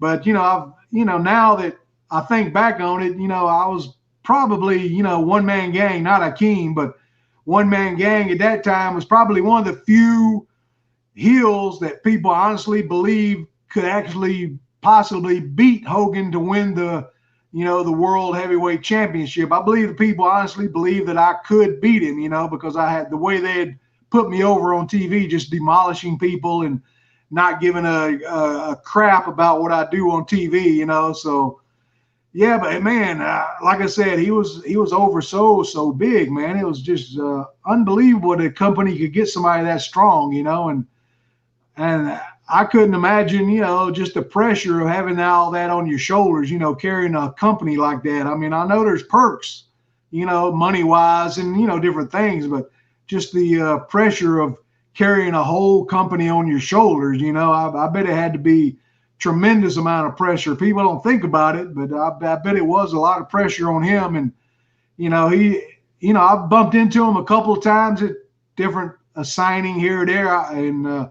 In Orlando a few years back, I stopped at it. He had like a little, I don't know what his little place he has out there. Shop or something. Yeah. That's it. I stopped in there. He was doing a autograph signing that particular day, and they were lined up all the way around the building and everything, to go in. I think it was like $200 a pop to get a picture or autograph or something like that. I was like, holy cow. But anyway, it's Hulk Hogan. I guess you can do it. But I went in there and talked to him just for a few minutes, shook his hands, and he thanked me profusely, about our matches. He said, those are some of the easiest matches I've ever had, working guys, and he said, I appreciate you taking care of me and, really protecting my body. And every night, it was pretty obvious that except for a couple of count outs, or he got counted out one time or whatever, but pretty much every night you knew you was going to take the Hulk Hogan guillotine leg drop. So, but he would come and find me wherever I was every night we worked, and he would come over and ask me, is it okay, if I, this is the finish, do you have any problems with it? You mind if I, go over on you tonight, that way? And, like I was going to say, oh, no, Hogan, you're not going over on the one-man gang. You got to take it yourself, buddy. So, but, yeah, to me, he was, I've heard other people talk totally different things about him, but with me personally, that's the way it was every night. He was like real courteous, real generous in the match, and once we got a set match, it pretty much, a good 15-minute set match, pretty much stayed that way all the way around this circuit. You didn't really have to do too much. Like I said, it's same with the Von Erichs. The fight wasn't nothing like that, but match-wise, you really didn't have to do anything. You just look at the man and the crowd would explode. You're talking, 22,000, 30,000, whatever, the crowd would just explode. So, yeah, it was like a night off every night working with that man. So would it be once you got the routine down, he would just come up to you and say, is the finish okay? And you wouldn't even have to talk about the match. You would just. Exactly. Yeah. Exactly. I heard you had the Montreal attendance record. I don't know if it still stands, but for the Forum. How do you get this information? Yeah, him and I had the attendance record at the Montreal Forum. And like you say, I don't know now, but yeah, we did have it at one time. So there's another little thing I can put on my resume. But, that's not mentioned very often. But, hey, this little kid from Spartanburg, South Carolina had the attendance record at the Montreal Forum. I ain't going to say I drew the people. I was in the match. But, still, it is a record. I guess, that's better than not having it. Yeah, and that's one of the historic buildings for wrestling, at least here in Canada. Just like the Leaf Gardens, those are probably the two most famous wrestling arenas in Canada of that era. Right. So as far as your pay for those matches, do you remember what your highest pay would be for wrestling Hogan on a house show? No, the pay was a set pay, Hannibal. It don't matter where I wrestled. It didn't matter if it was, 20,000 or 50,000. My pay every time him and I worked was $5,000. I'm not saying that's bad. Don't get me wrong now. That's, that's tremendous. I don't, but that was my set pay. I believe it never went over that, it never went under that. So anytime I was booked with Hogan anywhere in the world, in the country or whatever arena, it was $5,000. So, you figure if we're doing, you do 10 nights at $5,000, that adds up. You do 20 nights, 30 nights. I'm sure Hogan wasn't making that. I'm sure he was way over that, but he deserved it. He's the one he's the one that's over and drawing the crowd. I just happen to be the recipient of the big leg drop every night. I just happen to be in the right spot for that. So, no, I went and thanked you. I went right to him and thanked him, for that. And I went and thanked Mr. McMahon for paying me, I'm very appreciative, but I don't have any problem. Who the heck don't want to go out there and wrestle 15 minutes at the most and get paid $5,000? Are you kidding me? I mean, I've had regular shoot jobs, or I've had to work at the penitentiary for 12 hours at a time, and making $13 an hour. Here I am. I go out in the ring and wrestle 15 minutes and get paid $5,000. Holy cow! You got to be joking. Who wouldn't love to do that?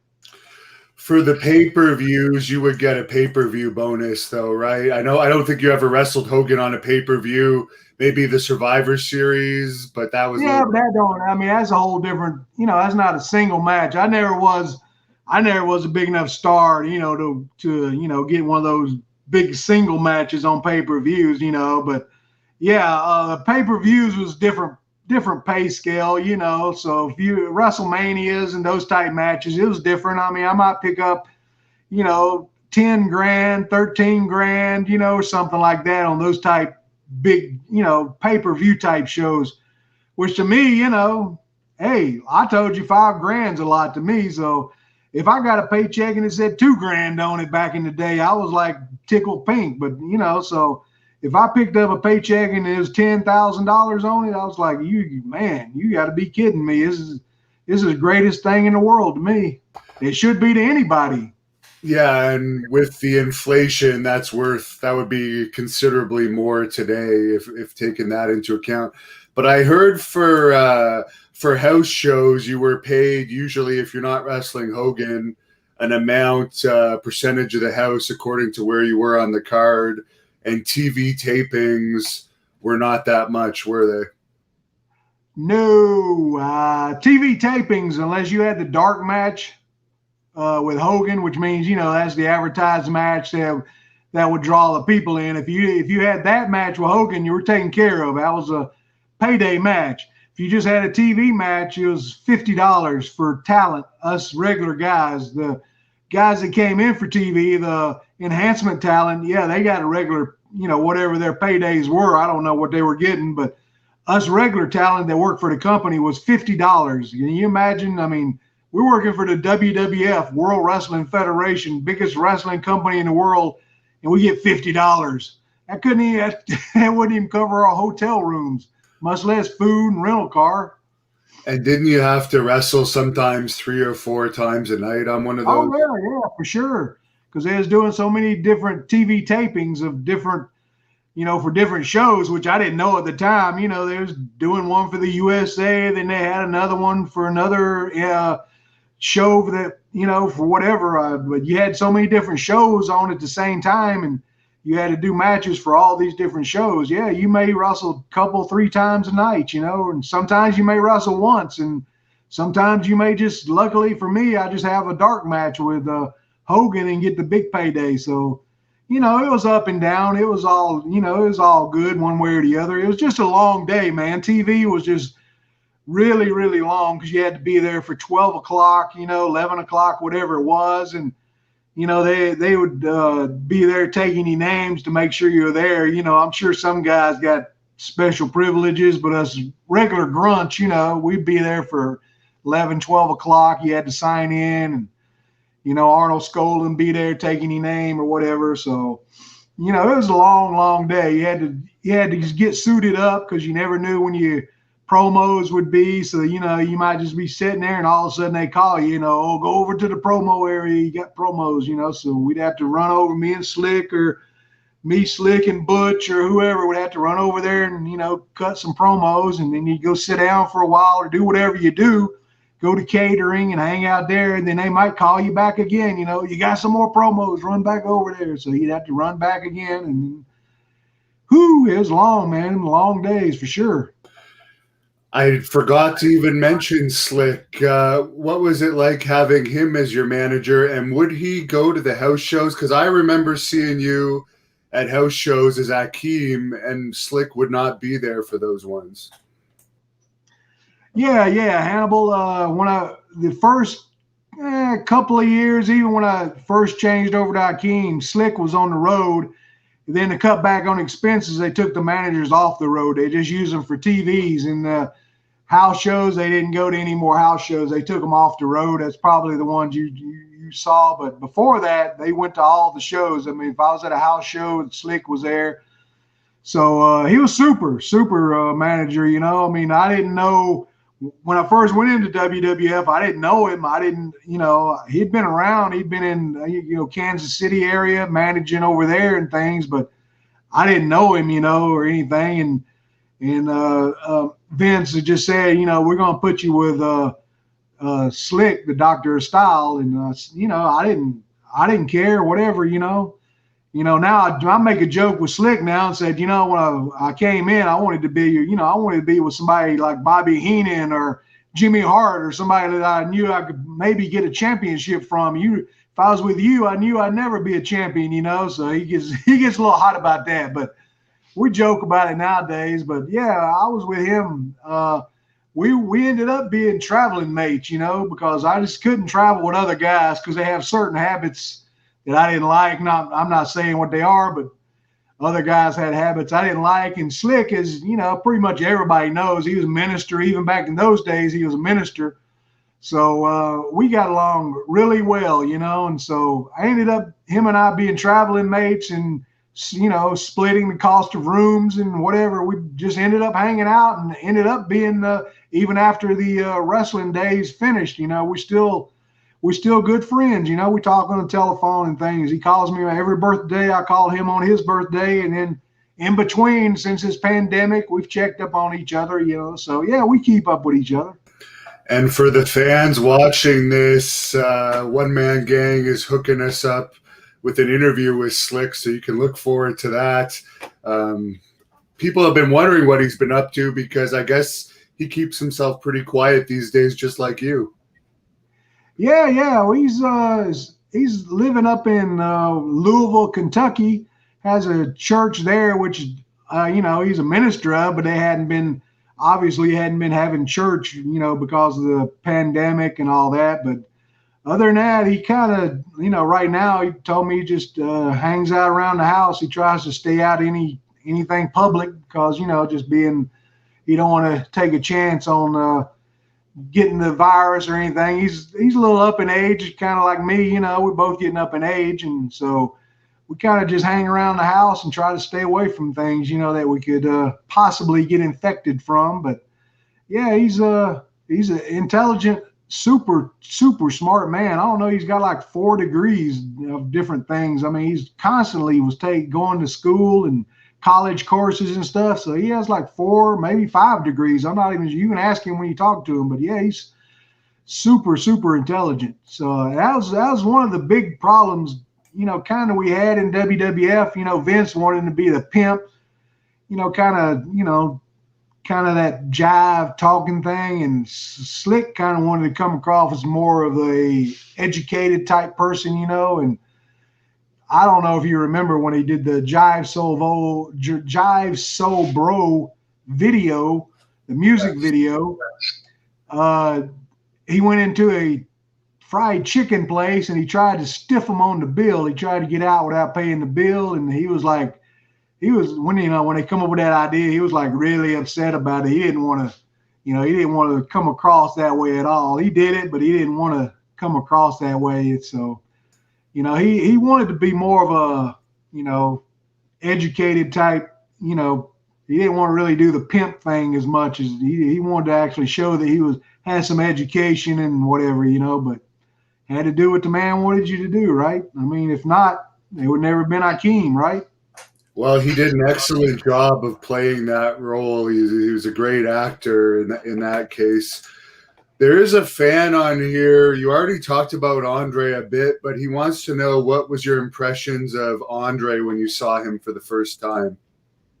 Well, the first time when I saw Andre as a wrestling fan, not as a wrestler, but he came to our little Spartanburg Memorial Auditorium, and you know, and when he came in the door, all you could see was this big shadow. And this back in the day when he had that gigantic bush, I don't know, I guess you call it a bush, that big hairdo thing, you know. He was gigantic, and I saw him come through. You could see him come through the doorway, and he just like covered the whole entranceway, you know, and it's like, oh my God. And then when he came to the ring, I was like second row, you know, ringside or whatever. And you could basically, the way the ring was, you could see the feet right in front of your face. And his foot was like, you know, like gigantic foot, you know, and his just the whole body was just so gigantic. I was just like taken aback at how huge this man was when you seen him in person. You see him on TV, he was like,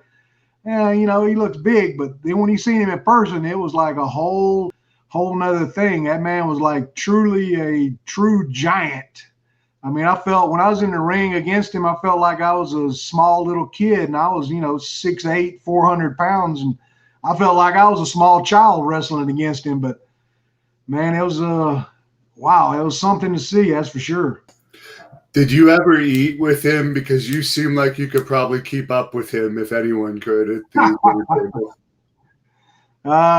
You know what? I didn't know. You know, I never really knew Andre to be that big an eater. I mean, he drank quite a bit, you know, but eating wise, the only time I remember, you know, like I said, we didn't travel with him or hang out with him, you know, after the shows or nothing. But I mean, I just remember one time in the dressing room, he had his little wine vat they'd set up for him, and he'd ordered, you know, 8 fillet of fish. I mean, I don't know if that's a lot, 8 of them, but you know, they brought that in, but the darn thing looked like a little biscuit in his hand when he went to eat them, you know.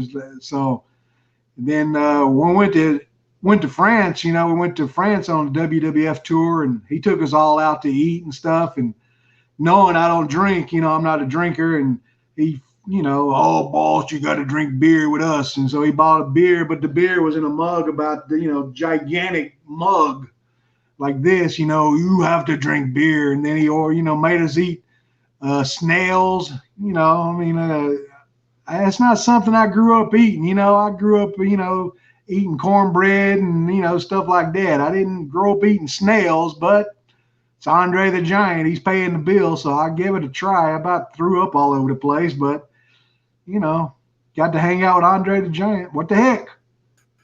Now, for WrestleMania IV, you had a very memorable couple of matches with Bam Bam Bigelow and Macho Man. Could you share with us your thoughts on that day?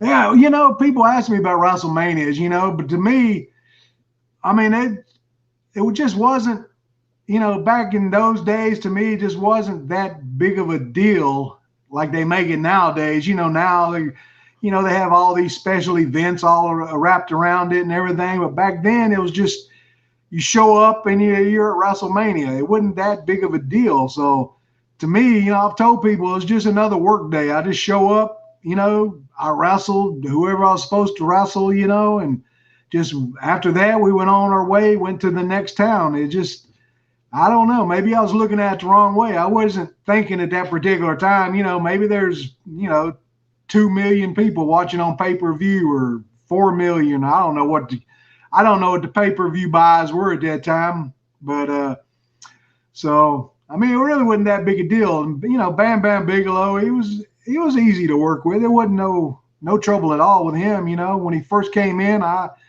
had to put him over like in a couple of 3 minutes. You know, we'd do house shows and they'd say, oh, they want Bam Bam over in 2 minutes or whatever. So okay, whatever. So we'd come up with just an easy little finish, you know, and I'd get him over in like 2 minutes and he'd win the match. You know, most people, you know, when you really think about it, by the time they go home, they're not going to know who won and lost matches anyway. They just, you know. So, but the match with Macho, I had a lot of matches with Macho because I'd worked with him up in International Championship Wrestling, Kentucky. I guess he, you know, he trusted me, you know, or whatever, but he spoke up and got I ended up with a lot of main events with Macho Man, you know, back in the day. So I was lucky in that aspect, but man, he was like lightning out there. He was, you couldn't even turn around. He was jumping off, you know, from the turnbuckle to hit you with something or do something to you. I mean, it was just crazy. And it was really, you know, by then, I don't know, just maybe because it's WWF, but he started laying out matches, you know, step by step by step. And I'm not good at that. He would end up having to basically tell me the whole match, which he would do.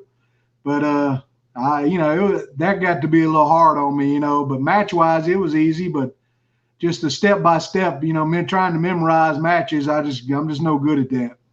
So, You had a one-man gang action figure too. I could never find it, so it must have sold well. The old rubber action figure. What did you think of getting your own toy back in those days when not many wrestlers had them? Oh man, what do you think? I mean, it was, you get your own action figure. It's like, man, I'm an action figure. It's like you can't believe it, and I don't know about it selling well. If it did, I didn't see it on my paycheck anyway, but that's another thing. But, it was that old stiff one that had the arms up like that. You couldn't even move they had no movement to them. I think they were LJN, if I'm not mistaken. I think pretty much back in those days, I think pretty much anybody that was anybody had one of those big stiff figures made of them. I think Slick had one made. Managers had them made. I think they even did a referee. I'm not sure, but yeah, I mean, what the heck? I mean, I was a kid back in those days, and I had the Slick one, but I could never find yours, and I always wanted it, so I still don't have it to this day. They ended up turning you into Akeem shortly after the WrestleMania IV. How did they approach you with that gimmick change? Man, it just really wasn't no huge deal made about it. I don't know, the first word I actually got about it, Slick kind of came to me and said, we got this, we're gonna got the idea about making you a black man or something. And I honestly thought Slick was joking about it. I didn't take it serious. And then I don't know, I was walking around backstage at catering or wherever I was at, and Vince stopped me and asked me, could I dance? And I said, I'm like, no, I can't dance. And he said, well, you need to learn, get with Slick and have Slick give you some lessons. And I still had no idea what was going on. So eventually, it finally came out, that they finally broke down and told me, that we got this idea that Slick went back to Africa and found your roots and found out your roots was, you're really a black man and we're going to call you Akeem. And, I just thought it was a big joke for the longest, up until they, Vince said, don't shave your head anymore. I was doing the mohawk and he said, don't, cut your, shave your head, let your hair grow out. And then it's kind of looks like I'm going to be Akeem. And then they called me up and had me, wanted to fly me to New York to get fitted for the Akeem outfit. They had drawings and artwork for it and everything. And I had to go there and they actually did an actual fitting, took my sizes and showed me what it was going to look like and this and that. So then it was pretty much set. There was no way around it then. I hated it. I'm like, it's the end. It's the end of my life. It's the end of my career. Come on, Hannibal. It'd be like somebody coming to you and telling you the same thing. What if they told you, we're going to make you a black man, Hannibal? There's no way you're going to believe it, right? Yeah, I would be a little shocked. I liked the character, though, as I'm sure maybe you may have changed your mind a little bit at the end. But as a kid, I never knew they were trying to make you a black man. I just saw you as like the big guy that danced. Yeah. Well, I don't know if it was ever really said that I was a black man, but he went to Africa, deepest, darkest Africa. I don't know, I'm not saying that everybody from deepest, darkest Africa, but I don't know. But, they shot the video. We was out in Connecticut, wherever, on some back alley, and me and Slick and the announcer, what's his name? Mean Gene. Mean Gene, that's it. Mean Gene was there, and they'd hired some professional dancers, and they had dressed them up, in their African dance outfits or whatever. And then, Mean Gene's like, I guess it's still on YouTube. You can look it up, One Man Gang changes to Akeem video or something like that. But it's like in this dark alleyway, and smoke and everything, and the garbage can kind of explodes, and I pop up behind it in my Akeem outfit, you know, doing the yeah, brother, and all that, you know, like that. And Slick's there, you know, telling Mean Gene, you know, from now on, it's no longer a one-man gang. It's Akeem, you know, from deepest, darkest Africa, you know. And Mean Gene's like, what? What's he talking about? You know, maybe like he don't understand. And then, you know, he says, from now on, it's Akeem. And the dancers start dancing around, you know, in a circle or whatever. And they all started chanting, Akeem, Akeem, Akeem, Akeem, like that, you know. And then Slick gives me the big, he got like a big boom box. He gives me the boom box, and I put it up there, and it shows me, and the camera shows me and Slick walking away from Mean Gene with the dancers dancing around where Gene is, just chanting my name, you know. And we're like that, we're bopping down the, you know, showing me doing my little Akeem dance, bopping away, and then the camera focuses in, and all the dancers start to close in on Gene like that. Then it cuts off.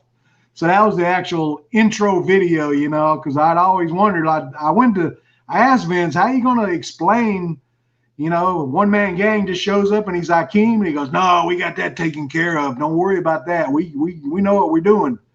And that's what they did. And then from then on, I was Akeem. One-man gang was never mentioned again. How did the pay work when they brought you for a video shoot like that? Was that considered $50 TV pay? Or that was considered zero pay. Okay. Nothing but zero. Just to do the video, you know, you just you know, you introducing a new character. I guess they figured that's, you know, part of your job. It wasn't no extra. They pay for the hotel room and stuff like that, your transportation, you know, things like that. But it had us a limousine to get us around and things, but you know, it was like an all-night shoot. We went to some alleyway, and they had trailers for us and things, and it was pretty much, it was like all night. I don't know, we started like at midnight and finished up like around 5 a.m. in the morning, just before daylight, because it had to be done before daylight, you know. So that was a long shoot, you know. So, but it worked, I guess, you know. The fans kind of picked up on it, you know, and you'd still get, you know, someone go, that's no Akeem, that's one-man gang, blah, blah, blah, you know, that kind of stuff. But I didn't know, character-wise, I wasn't told anything. I didn't know how to act. I didn't know how to talk, what to do. I didn't know anything about the character. I didn't know, you know, they didn't come to me and lay out you know, they didn't have a written diagram saying, well, this is the character of Akeem. This is what we want you to act as or talk as or whatever. I had no idea what I was supposed to do. And so the first night that I went out as Akeem, you know, Vince McMahon came to me in the back and go, this is your big night. This is your big night. This is Akeem's, you know, debut, you know, make it a good one. And I said, oh, man, I was nervous. As you know, you'd have to be nervous. I don't care who you are. You're nervous. So when the curtains opened up and we, you know, started toward the ring and they started Slick's Jive So Bro music with a little drum roll and everything, I was like, man, what? I'm just going to act stupid. I'm just going to ask you to act as stupid as I can act. So I started moving my hands, you know, and doing a little dance, almost like the bushwhacker walk. You remember the bushwhacker walk? I was just moving my hands and doing this and doing that. I had no idea what I was doing. Then we got in the ring and I was, you know, I'd heard the Jive So Bro so many times, you know, I kind of knew the words. So I started mouthing the words in front of the camera and stuff, you know, and got up on the apron and did a little, you know, whatever I was doing and got in the ring and did it in the ring and worked the guy and, you know, put my butt in his face and just stupid, whatever I could think of was stupid. That's what I did. And then, you know, after the match, little match was over with, I come back in and as soon as I walked through the curtains, you know, everybody was like, hey, they gave me like a standing ovation and Vince gave me the thumbs up like that. So I pretty much knew I was safe right then. Did you expect the dance to get over so much? Because I remember being in the crowd in those days, and when you would come out, even though you were a heel, the crowd would be doing the dance. No, not at all, man. You think anybody expects anything to get over? You don't. I mean, you think Steve Austin expected 316 to get over like it did, or any of them other things? No, I didn't. I had no idea. I was just doing it because it was Akeem. That's the only thing I could think of to do. And, the crowd eventually, I guess if you show it to them enough, they start picking up on it. So you look out in the crowd, and the crowd would be like moving around with you and doing their little thing. And so, I'd give them the little high sign like that, or whatever. And, like Slick and I talked about it and said, and instead of turning Big Boss Man babyface, we feel that maybe they should have turned Akeem babyface, because Akeem, could have been easy babyface, but didn't go that way. But it was still good. This is the word I got before Akeem actually debuted and started. This is what was the pressure was put on me. Vince McMahon actually said, he says, George, he didn't ever call me by my gimmick name. He was always, your real name, George. George, I have a spot in my company for Akeem, but I don't have a spot for the one-man gang. So that's that's a lot of pressure, man. If you don't get that, if that character don't work for you, you're out on the street, right? So luckily it worked. I agree that if they had given that character a babyface push, you would have done all right there, because the fans were ready for it at that point. But for some reason they went the other direction. But how did they approach you with teaming you with Boss Man? There was no approach. It was just, it's not like we sat down to have meetings. We never had meetings. It was just, you're going to team up with Big Boss Man, and then they come up with the name, the Twin Towers. We had nothing to do with that. It was just a happening, and I guess they needed a good sized team to work against Demolition, who had the tag team titles at the time, and me and Big Boss Man just happened to be the right two to put in that spot. Boss Man is, he'd already had a little run with Hogan also, and so it just worked out, Twin Towers. Then we ended up working against Hogan and Savage on that live event from Milwaukee, Wisconsin. That's another resume event. That was actually that was the angle that got me interested in wrestling. That's the very first wrestling show I ever saw, was that episode of Saturday Night's Main Event with that match. Wow, darn Hannibal, you're making me feel old, man. But yeah, we did that. It was I don't know what were they called? Mega Powers. Mega Powers, yeah. Yeah. 89. Mega Powers versus the Twin Towers. So we were, we were instrumental in breaking up the Mega Powers at that time. So that's another little thing I can put on my resume.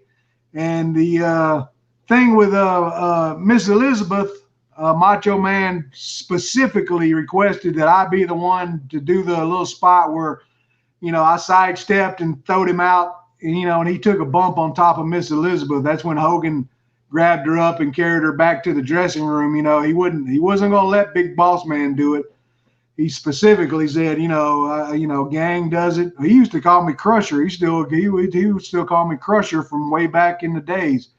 He was sure, I was the only one who was allowed to do that, so that was pretty good. That he had that confidence in me that he knew that I wasn't going to, fling him out, 100 miles an hour and, crush Miss Elizabeth. All I did when he come at me, all I did was sidestep and just touch, I just put my hands on him. He actually, he went flying himself, basically. It was all on him. All I did was touch him.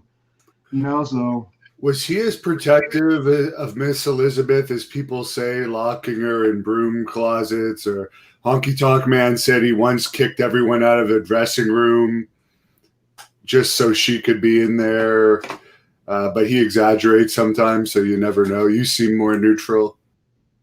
Yeah, he was very protective of Miss Elizabeth. I mean, come on, man. Can you blame him? I don't know about that, I don't know about locking her up and things. I don't know myself personally, but he was protective. That's for sure. No doubt about that.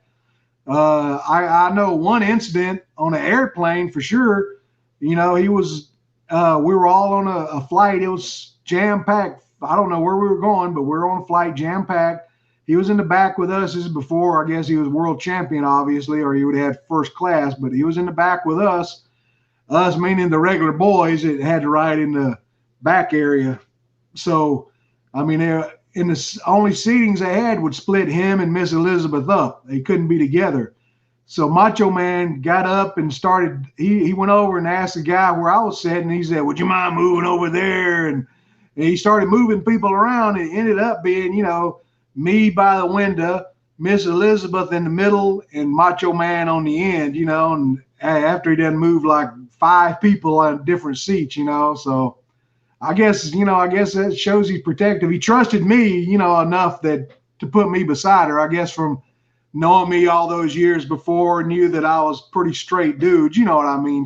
I wouldn't go like reach over and try to rub her leg or nothing like that, So was there ever any talk of you guys winning the tag team titles? That's the easy one to answer. No, never. Not one single moment did we think we were going to win the tag team titles. Do we think we should have? Heck yes, we think we should have won them and let the Demolition chase us for a little bit. Then we could have dropped them back to the Demolition on one of the pay-per-views or, something like that. But no, never. It never was going to happen. People like to look back at Demolition and say they were just Road Warriors ripoffs, but I remember how over they were. In your opinion, like they were over, were they not, when you wrestled them? Oh yeah, heck yeah, they were over. And as being Road Warriors, that's like people telling me that I was made Akeem as a joke to get back at Dusty Rhodes. But that's ridiculous because Dusty Rhodes came in the territory at the same time that I was Akeem, and they put him into polka dots. And him and I actually had matches against each other, dance-offs and matches and whatever. So, I mean, that's not, no, they wouldn't. I never considered them a ripoff of the Road Warriors. To me, they were just Demolition. It was just another team, just like Powers of Pain or anybody else. It was just a cool team. They had one of the coolest intro music they anybody had, So, but they were easy to work with. There was no trouble at all.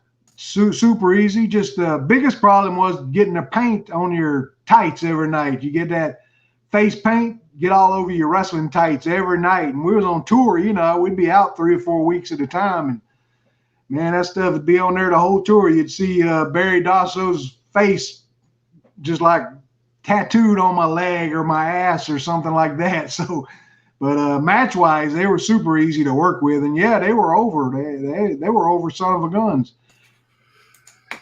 There's a fan on here that wants to know if you had any interaction with Jesse Ventura.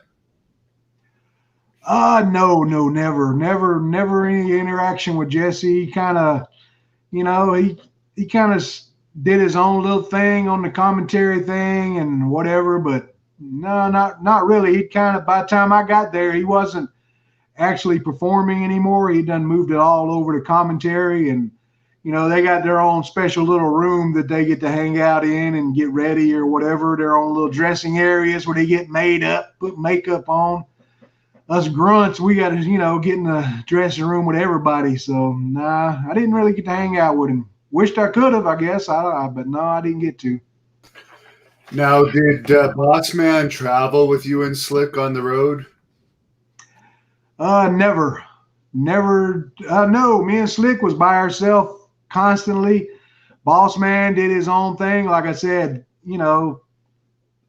people had their little habits that Slick and myself didn't really care for. And the only time, one time, Ravishing Rick Rude wanted to ride somewhere, and he got in the car with us, and he wanted to do, have a little doobie. And we got kind of mad about it. We like, nah, we don't really want you to do that. So, he got to the building, he kind of got mad at us, and he's like, here's my trans money. I got to ride with somebody else. And same thing happened with Black Bart, not smoking, but drinking wise, he's like, he's always had to have that 6-pack or 12-pack, whatever, and we didn't want to mess with that. So he was the same thing, got mad, and nobody ever ride with us because they knew that, I mean, Slick and I was straight. I mean, we didn't do anything. So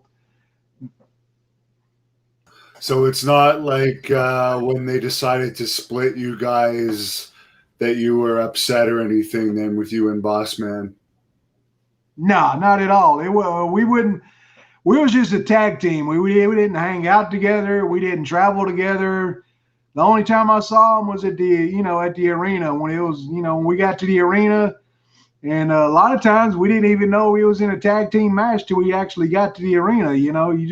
We was in so many towns every night. You didn't know who you was working a lot of times till you actually got there. So, no, it wasn't nothing. People's asked me that about Boss Man, but no, I didn't hang out with him. I didn't travel with him. And, and it's not because he was a bad guy. He wasn't a bad guy. He was a cool dude, He just had different habits than I had, and I didn't want to be around that, That's just me. So that's just the way it went. What did you think about your match at WrestleMania 6 with Boss Man?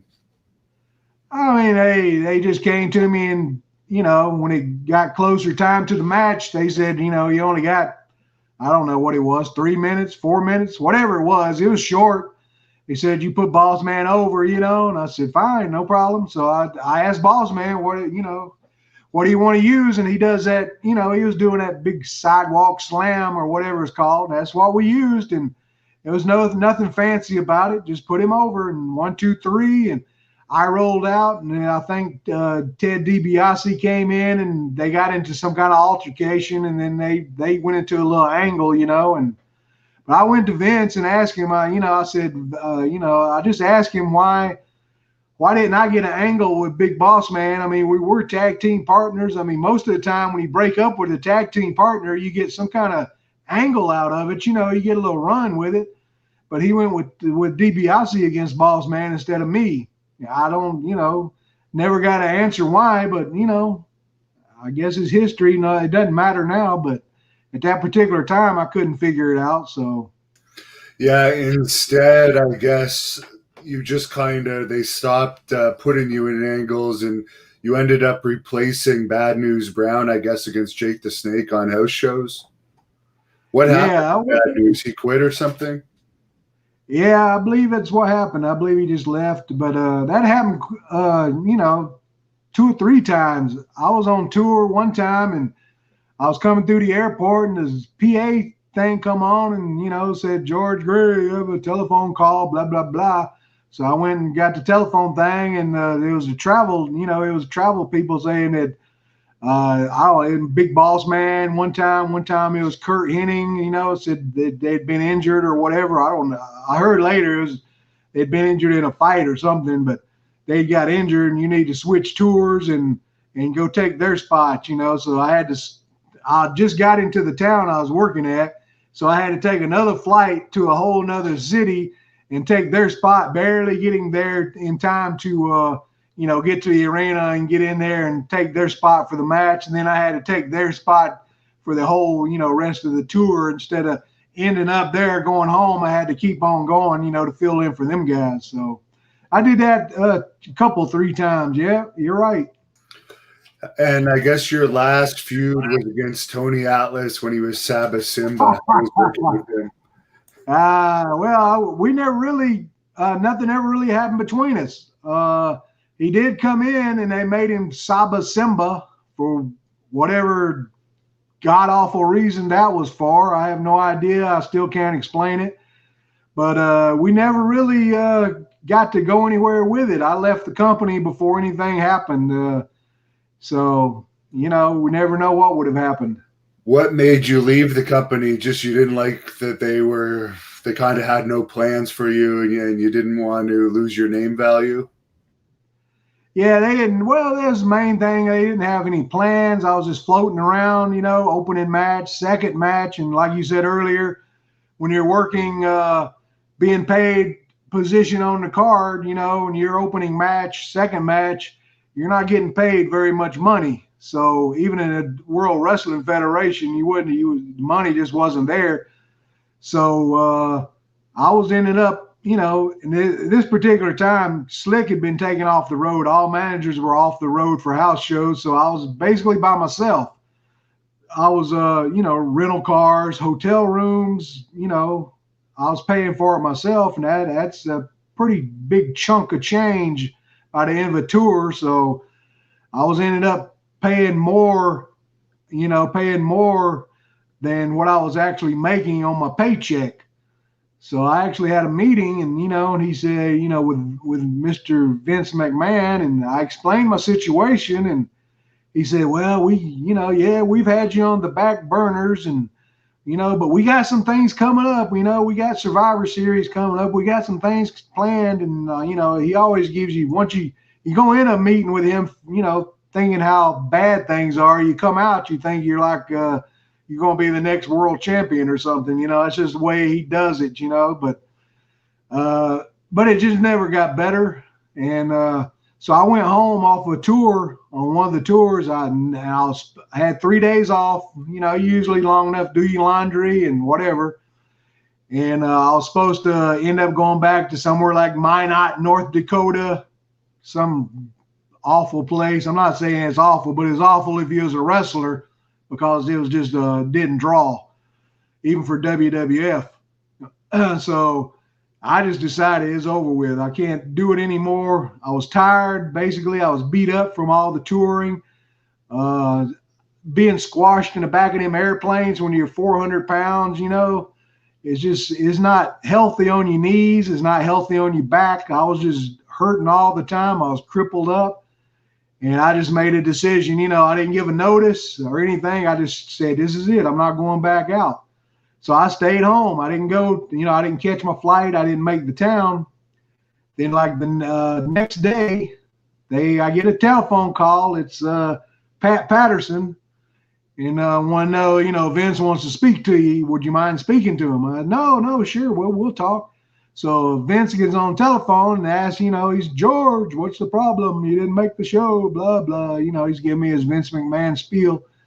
And, I went into detail about what I was making on my checks compared to what I was paying, out, which was more. So I was actually spending more out of my own savings to cover the tours that I was making, at that particular time, which that's pretty foolish, really. But, he was like, well, George, this is not good business. This is not the way to do business. And I said, well, I know, Mr. McMahon. I know it's the wrong thing to do, but it's just, it's just me. It's just the way it's going to be. And he goes, well, again, he was emphasizing, it's bad business, George, bad business. It's just not good to do. And I said, well, I apologize to him, and he said, okay, if that's the way it's going to be. And he just hung the phone up, and I hung the phone up. So I guess maybe, I don't know, 2 weeks later, I got a phone call from Pat Patterson, and he said WWF is going to make a tour of Japan, and they wanted to know if Akeem wanted to be on the tour, wanted to go on tour of Japan. They said, we'll pay you $8,000. And, and he said, if you go on tour of Japan, you can come back into the company and everything will be back to normal, no hard feelings, and you won't be punished in any way for, things that's happened or whatever. He said, this is your last chance, to get back into the company. And I just told him, I said, I'm tired of the travel. I don't want to get on another airplane, so I'm just going to have to turn you down. I appreciate the offer. I appreciate you calling me. But I turned it down, and that was the end of my World Wrestling Federation days. You did have a match in '98 against Flash Flanagan, who's a friend of mine. What brought on that match? Man, I called and I talked to Jim Ross and asked him about, Jim Ross. I mean, he's a Jim Ross now. I'd worked with this man forever. And I said, I'd like to, is there, you got anything open or what, and Jim tells me, he says, well, the new rules is you have to send in a videotape of some of your matches and, we'll take a look at it. And I'm like, Jim, what do you want me to send in? My WrestleMania matches? What? I mean, I don't understand. It's just crazy. I said, you want me to send in videotape of me wrestling? well, that's the new rules we have here, and he's trying to explain, and I was like, I don't know. And then he goes, well, we got a TV taping. We'll bring you in for a tryout. I'm like, a tryout? I mean, come on, man. This is I've been in business for all these years, and I got to go to WWF as a tryout match. So, they offered to pay me, I don't know, $1,500. So, hey, that particular time, I'll take their money. So they flew me to Indianapolis, wherever it was, and had 2 matches. I worked against Flash, and I worked against one of the headbangers who I put over. I don't know which headbanger it was, but I put him over, and I went over on Flash. And of course, I didn't get the job, as you well know. So, but yeah, I had to go there and have a tryout match. Can you believe that? Do you think that's them remembering you not doing the tour and just kind of fucking with you a little bit? Oh, I'm sure. I thought that for the longest. Then I heard Sabu.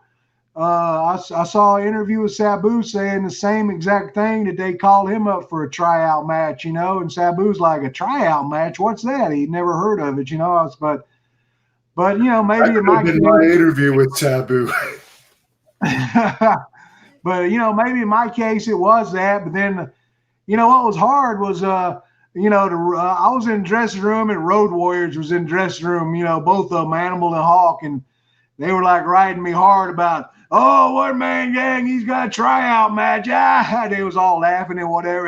The one man gang, he's got a tryout match. He has to come up here and try out. And they was all riding me really, really super hard about it. So, it is what it is. I had the 2 little matches, took my money, went back home with the money, and they didn't have anything available for me.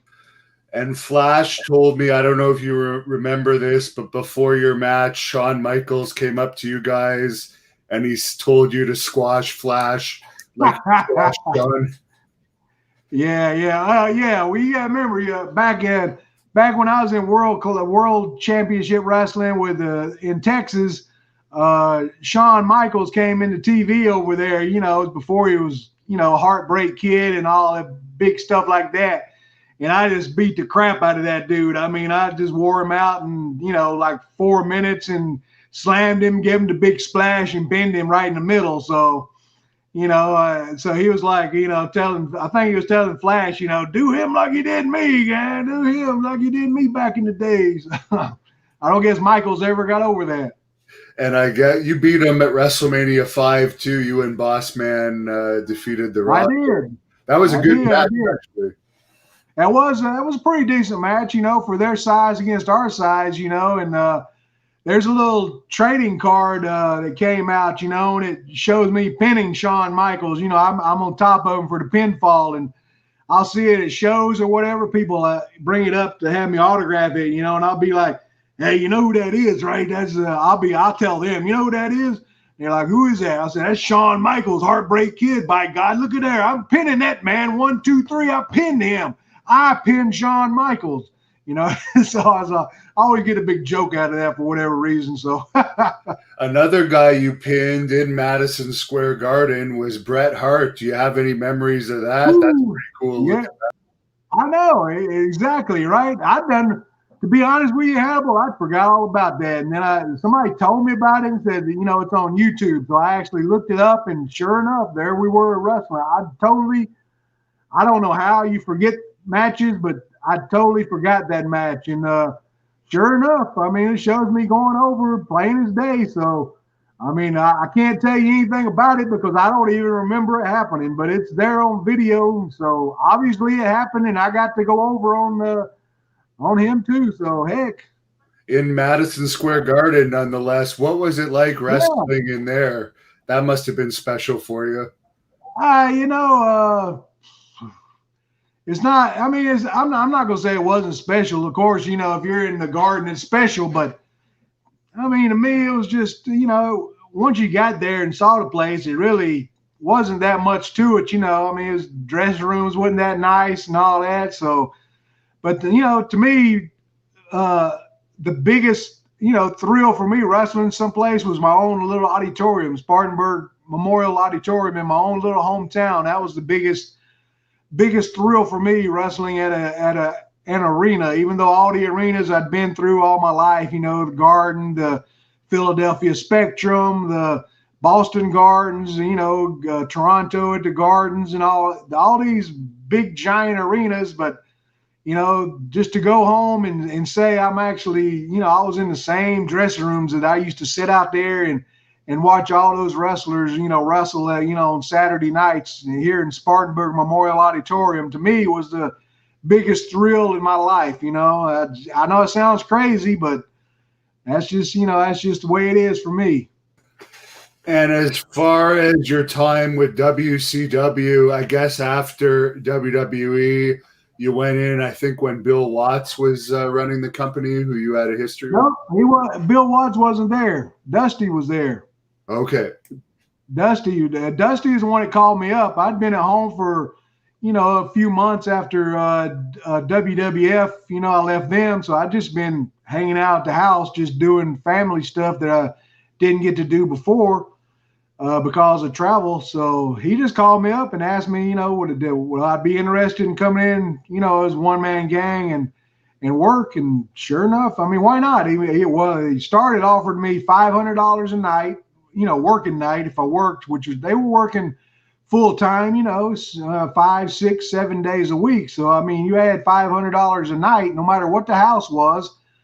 You know, it could have been 10 people in the crowd at that time. You know, at that particular time, they wasn't doing that great a business. So, you know, luckily, you know, with a guarantee like that, you know, you're pretty safe. So yeah, I took that deal right away. So I went in for him down there for the longest, you know, and then after, I don't know, it might have been 2 months, maybe 3 months, I don't know. But then he upped my pay to $750 per night, which was like, man, I didn't expect it. I didn't ask for it. I was happy at 500, but you know, I'm not going to turn it down and say, oh no, Dusty, you don't have to pay me that. But you know, I took it. Heck yeah. So yeah, then it was $750 per night. Every night I appeared, whatever the house was. And then what happened there was I was doing, you know, I was all fine and dandy and everything was going good, one-man gang. And then they started, I don't know if people remember this guy, PN News. He was like a rapper, big, heavy set rapper dude. Yeah, Yo Baby Yo or something like that. There you go. But anyway, they booked me, you know, we did a little program and they booked me against him. And it was supposed to be Splash versus Splash, Big Splash versus Big Splash, because we both used that as a major finish. So we was at some, I don't know where we was at, Charleston, South Carolina, somewhere like that. And, you know, and I don't even know why, you know, but they said, you know, PN News is going over. We want PN News to catch the fall or the splash. Once he hits the splash, the match is over.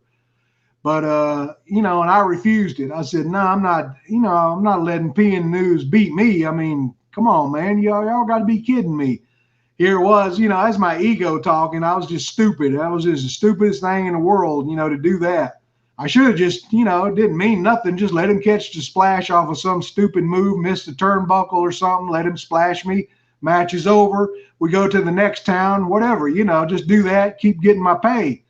But, you know, my ego took over and I got a big head, I guess. I don't know what happened, but I refused to do the finish. And so then Mike Graham was the agent and Mike called Dusty and Dusty called me and Dusty said, well, we're going to send you home. I can't have wrestlers, you know, refuse to do my finishes. And so they sent me home. He said, go home and take a few days off and I'll call you, you know. So I went home and took like, I don't know, it was 3 or 4 days. And Dusty called me at the house and said, if you'll come into TV, you know, TBS TV or whatever it was then, WCW TV, and put PN News over on TV, you know, national TV, you know, we'll give you a job back and everything will go back to normal. You know, everything will just be the way it was before, the same pay, everything. And I refused to do it. I said, no, Dusty, I can't do that. You know, man, I can't go on TV and, you know, do that, which was stupid on my part. I should have done it. You know, I felt bad years later, you know, and Dusty was like, you know, always taking care of you and made sure you had a job to feed your family, which was as true as could be. And, you know, years later, I felt bad, you know, for doing that, you know, to him and but at that particular time, I just felt it wasn't the right thing for me to do. But, you know, years later, when I was broke, you know, then I thought, man, that was so stupid. Why didn't I just go put the dude over and get my job back and go right back to the way it was? But, you know, history's history. And PN News is best remembered for, I guess he was caught stealing in the dressing room or something, and he got a lot of for that. Oh, you didn't hear about that? No, I didn't. I don't keep up with nothing like that. The only thing I knew, I thought he was famous for being put in one of them scaffold matches. No, I guess he had tons of heat. That's why his run didn't last very long. And once he left there, because he was here I am. I got to put him over, right? See, that ain't right, is it? Hannibal, tell me, that ain't right, is it? Your vibe about him was correct. You wrestled Giant Gonzales there, who Alfonso was telling us about. What was it like being in the ring with him? It was, you know, Hannibal, I don't want to say nothing bad against anybody, but trying to work against Giant Gonzales was like pulling teeth. It was the hardest thing I ever did in my life. That man, you know, he was a legit giant, but he was not made for professional wrestling. I'll just tell you that right now. The man was just, he was just awful at wrestling. He just punches, kicks. He was just not made to be a professional wrestler at all. Had no, wind at all. Within 5 minutes, he'd be so blowed up. He'd be gasping for air, just begging, you know, slow down, or whatever. It was just horrible. It was just a horrible thing to try to go out there and work against the guy. The guy personally was super, super nice person, you know, personally. But in the ring, no, thank you. And I ended up having to be programmed with him, and I did the best I could do. And, you know, obviously some of those are not very good things to look at. But, you know, I did the best I could do with him. I actually liked the gimmick that they gave you at that time with Kevin Sullivan, having you in the chain and the straight jacket sometimes, and you're with Billy Jack Haynes as Black Blood. What did you think about that whole gimmick being part of Sullivan's stable? Oh, I loved it. You know, I thought it was great. Sullivan, you know, they came to me and, you know, came with the idea about it, you know, and then I got the goofy mask, S&M mask or whatever. I got that, and then he got the straight jacket, and then we was at a building, and they found a darn dolly. Said, we're gonna roll you out on a dolly. And I was like, man, you sure you can hold that thing up? I don't want you to drop me about halfway out to the ring, you know. So yeah, but he rolled me out, and you know, I had to do the old screaming thing and act like I was totally insane the whole time, you know. But, you know, I mean, it worked. I guess it worked okay. It had the eye paint, kind of like the Alice Cooper look or whatever. And, you know, it was different for me, you know, that we did some kind of gimmick. I remember we did something with Dusty and that kid from Wonder Years where they had like this voodoo little doll, and they were poking the voodoo doll with the little pins, you know, and it was like, I don't think this thing works. And they had me over on the, you know, showing me on the side over there. And every time they poke the little voodoo doll, it looked like me. I'd be like, oh, God, then they'd poke me in the butt and I'd have to sell it, you know, or poke me in the neck. I'd be like, oh, man. So, you know, we did some goofy stuff like that. But, yeah, it was a trip being with Sullivan. That dude had some crazy, crazy ideas, and man, I tell you, it was something to be with him. That's for sure. I think you're talking about Jason Hervey, who was dating Missy Hyatt at the time or something. There you go. Good man. There you go. And you got all the information. I'm telling you, man, you're a fountain of information, Hannibal. That's for sure. Well, you got to pick up something doing these interviews all the time. Matt Bourne is another guy you worked with there when he was Big Josh. He was known as very temperamental. Did he ever give you any issues? Never, Hannibal. We had our matches and nothing ever came of it. I know, well, I'm not sure. I don't want to misspeak out of place, but I seen some video with him and Jim Duggan. I think if that's Duggan talked to me about that. That was okay. That was stemming from some Mid-South heat, actually. Okay, well, but me personally, no, I didn't have any trouble. And going back to what you said about Billy Jack is Blue Blood. I think was that it? Blue Blood, I believe, right? Black Blood. Black Blood. Sorry, Blue Blood was that other group. Steve Regal and Bobby. Yeah. There you go, man. You're wrestling, but Black Blood. I thought that was a great gimmick, And I mean, just to look at him, you would never. Me personally, unless you saw a tattoo or something, you'd never know that was Billy Jack Haynes. I mean, the outfit, and everything was just superb. I love that gimmick, So. I told him the same thing. If that had gone longer, he really could have got over with that because he was a better heel than babyface. Oh yeah, I believe so too. Yeah, for sure.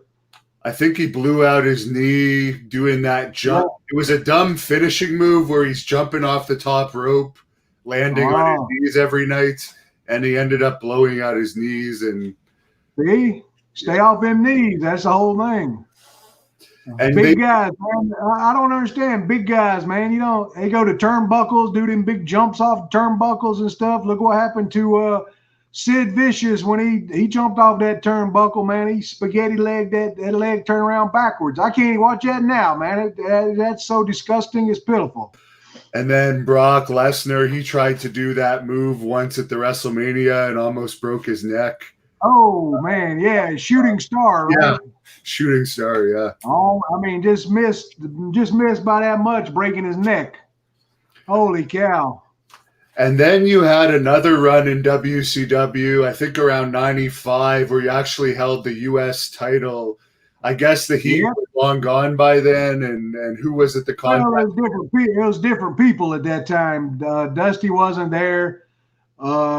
Jimmy Hart and Kevin Sullivan called me up for this one. I was working a regular shoot job as a security officer, for a like Pinkerton detective security, whatever. Just you'd go and sit around a place and just be a security guard all night long. I was doing that, so they just called me up out of the blue. I had no idea. They just called me up and said, "Hey man, we got would you be interested in coming down here and doing this and whatever?" And they said, "This is what we'll pay you," which was, I think it was $7.50 again. So, I was just doing a little security gig for minimum wage. So, hey, why not? So I took their deal and went down there and in Nashville, Tennessee, that Japanese guy, I forget, Sasaki or something like that. I'm not pronouncing it right, but I don't know. But anyway, yeah.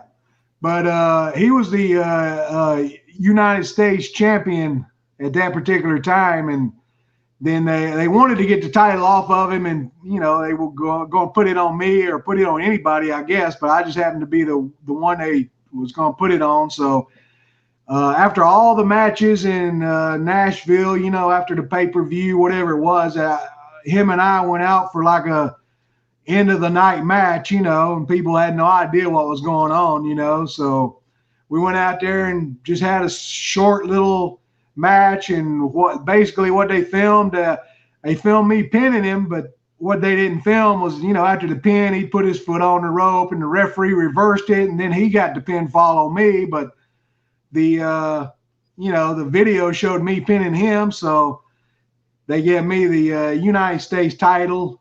So I became their champion for that a little bit. I mean, it's another notch on my resume, being the champion. What the heck? And you feuded with Conan over that, who is one of the big Mexican legends. How did you like him? Hannibal had Mexican style a little bit hard for me. I'm not a high flyer. I like to keep it on the ground, and I'm a pounder. I like to pound and kick and that kind of. I'm not a classic wrestler. I'm not an arm drag man. I don't know fireman carry from anything, So he still was working that Mexican style at that time, So it just didn't mesh very well, with what I was trying to do, and it just didn't work out. So I don't know what Monday night or whatever night. I guess it was a Monday night show. I show up at the building and they say, we're going to, you're going to lose tonight and let Conan get the title. Whatever, it didn't matter to me. So at that time, I'd got over my ego. I didn't care now. So I went ahead and, we had the little match and just did a little spot where I went to pick him up, I think from the outside to the inside. He was on the apron. I picked him up and he started shaking the rope like this or whatever. And I kind of teeter-tottered off balance and he fell on top for a quick 1, 2, 3. And, that's all history after that. He got the title and went on about his business, had a pretty decent career after that, thanks to me. Yeah, I mean, I think he's the head booker for AAA in Mexico now, which is one of the two big companies there. Did you ever wrestle Hulk Hogan in that WCW run when you were with the Dungeon of Doom? I did wrestle him. One match. We had a match in Las Vegas, Nevada on Monday night TV, whatever it was, Nitro, whatever it was, and it was just basically just a job. I went out. I don't mean job, meaning that's what I had, but just a job match. I knew it was going. It was just a short, wasn't very long, maybe 6, 7 minutes, and put him over right in the middle with the leg drop. Nothing spectacular out of it. No, I didn't get anything back. I didn't get nothing. So, and I was just on a little nightly deal. If I worked, I got paid at that time. But the problem was, they wasn't booking me that often. So it'd be lucky if I get a couple of bookings a week. So my pay really wasn't doing too well. So Terry Taylor he said, well, you need to go talk to Eric Bischoff about a contract. So I said, okay, I'm not very good at that kind of thing. I'm not a good talker. I'm not a good negotiator. I'm just not good at that. I'm just an old country boy. So, Eric was in his trailer at the place there, and I went and knocked on his door, went into his trailer, and, I introduced myself and whatever, but then I said, I would like to talk to you about, possibly getting on a contract here. I'm on a small nightly deal, but I'm just not making money. I would like to have a little contract, to take care of myself and my family. And, I just went out there and I put Hogan over for you guys right in the middle with no questions asked and no problems, and I'll do that for anybody, but I want to be taking care of myself. And he kind of looked at me all crazy, like, I don't know, man, like he got into almost like a fighting position, karate position. And he says, well, we don't do things like that in this company. And I got a little, kind of hot at him. And I said, what do you mean you don't do things like that? You got guys on contracts here making, $150,000 that can't lace their boots up, but you don't do things like that. I mean, I'm not asking to break the company. I don't want Sting money or Hogan money. I just want to be taken care of, just a contract. We don't do that here, but I'll tell you what, I'll talk to Kevin Sullivan about it and see what we can do. Now get out of here. So, you want to punch a dude right in the face, but what's that going to get you arrested, right? So, but I left and then, went home, and I never got a formal notice. I just wasn't booked anymore. So obviously, Eric Bischoff, I got word later that he didn't like the one-man gang gimmick. He didn't like, the way I wrestled or anything. So, so that was pretty much the end of that. He didn't even know I was in the company. I was in Atlanta catching. I had to fly from Baton Rouge, and then I go through Atlanta to go to wherever they were going on tour. We were all at the same little podium in Atlanta checking in. And he saw me standing there, and he comes up to me and goes, one-man gang, questioning it, one-man gang? I said, yes. He says, well, what are you doing here? And I told him, I said, I work for this company. And he goes, what? he was like all surprised. He says, "How long has that been going on?" And I told him, I was U.S. champion. What? He was totally shocked. He had no idea I even worked for the company. So that was the end of my career. Your story is almost exactly the same as the one Kamala told me. He was on that same nightly deal, and then when he approached Bischoff about a contract because he was not making any money too, not being booked that often, Bischoff snapped off on him and he quit basically over that. So almost the exact same story as you. Yeah. But it's funny, some of the guys that were under contract that they hardly even used. Exactly.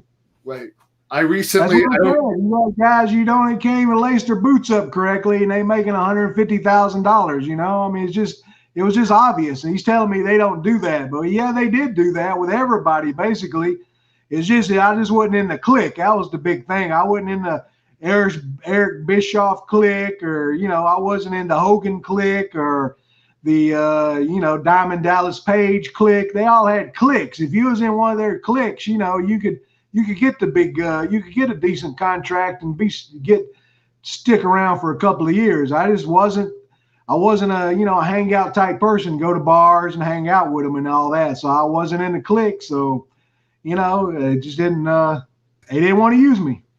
Yet they had Ice Train under contract, who nobody remembers. Right, exactly. There you go. That's what I'm saying. It's ridiculous.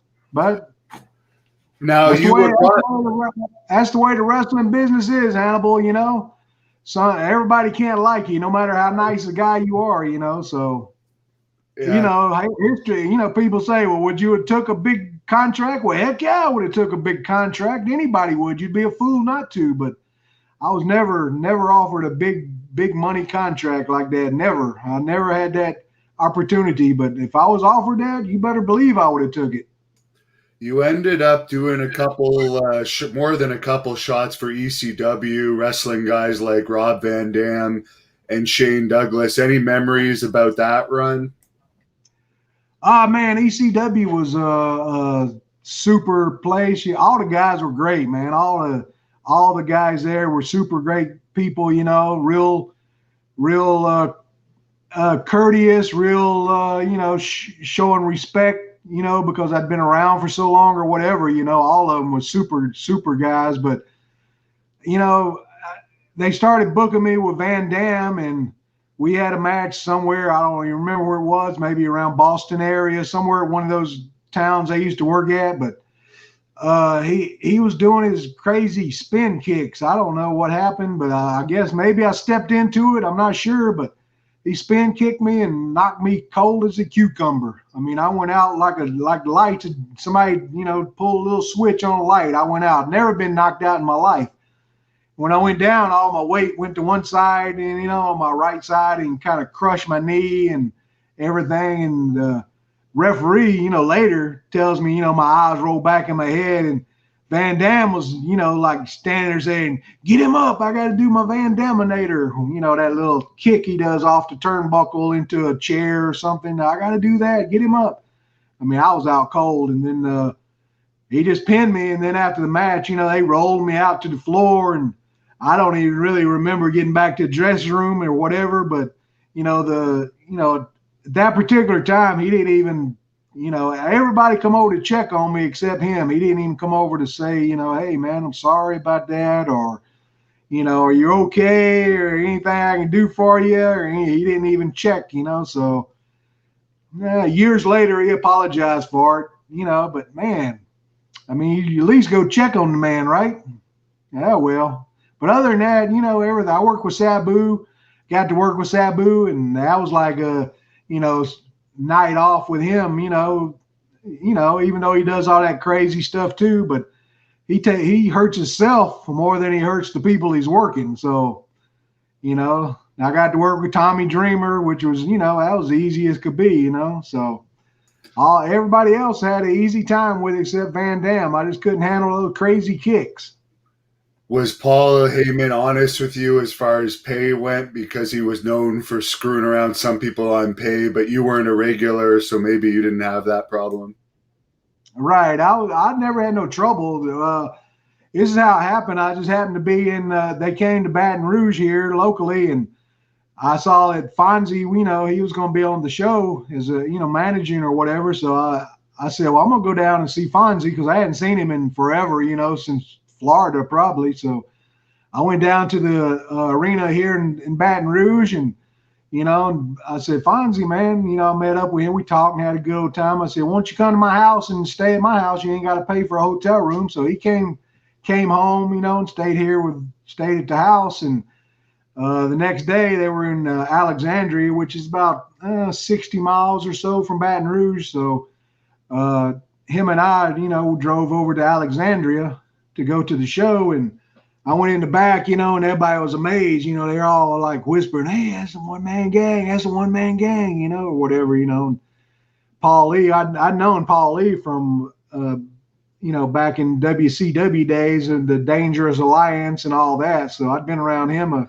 little bit, but he came to me, and at that particular time they were doing the thing with Spike Dudley where he was like going over the bigger guys, like Bam Bam and whoever else. He was doing that, flying headlock thing, whatever they called it. I don't know, off the turnbuckle. But Paul Lee came to me, and said, you still work? And I said, yeah, I still work. And he said, well, what would it take, for you to go out here? I pay you to work a match with Spike and, whatever.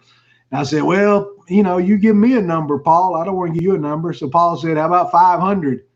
And I said, hey, that's fine. You bought yourself a wrestler. So, from then on, he only worked like Friday, Saturday, and sometimes a Sunday show, but they would fly me to wherever I had to go. And, and I'd work, mainly I was working with Tommy Rogers, and I had, like I said, a few matches with Van Dam till he hurt me. Then I refused to work with him and worked a couple of matches with Dreamer and, like that. I never really got to work any singles with Sandman or anybody like that. But Dudley boys, I got to take their finish, I said, man, give me that finish. I want to take that thing. So they gave me, we did a thing with a big run in where they were in the ring, and I ended up taking their little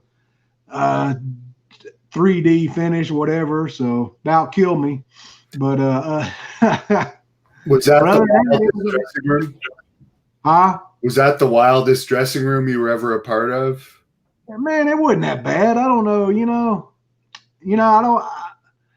I'm like I say, man, I get to the, I've always been this way. I get to the arena, I get me a little spot, and that's where I get dressed. I'll hang out with the guys, but I'm not really, what I'm saying? I'm not really running around checking on what guys are doing, or if they, whatever they're doing is their business. I got my own business, I'm just there to wrestle. I get dressed. That's all I'm there to do is wrestle. I'm not there to be involved in anything else. I'll talk with the guys. I'm nice with guys. I'm personable, just like anybody else. But past that, I'm not going to go out with them. I'm not going to hang out with them, and I'm not going to drink with them or anything else. That's just my personality. I'm not that way. But how it ended in ECW was I was booked to go back in and work a show, and they had got me a ticket out of New Orleans, and supposedly got me a ticket now. But I went down to the airport, and when I got to the airport, there was no ticket there. So I don't know if, he thought I was going to spend my own money for a ticket or whatever, but I wouldn't do it. And I just didn't.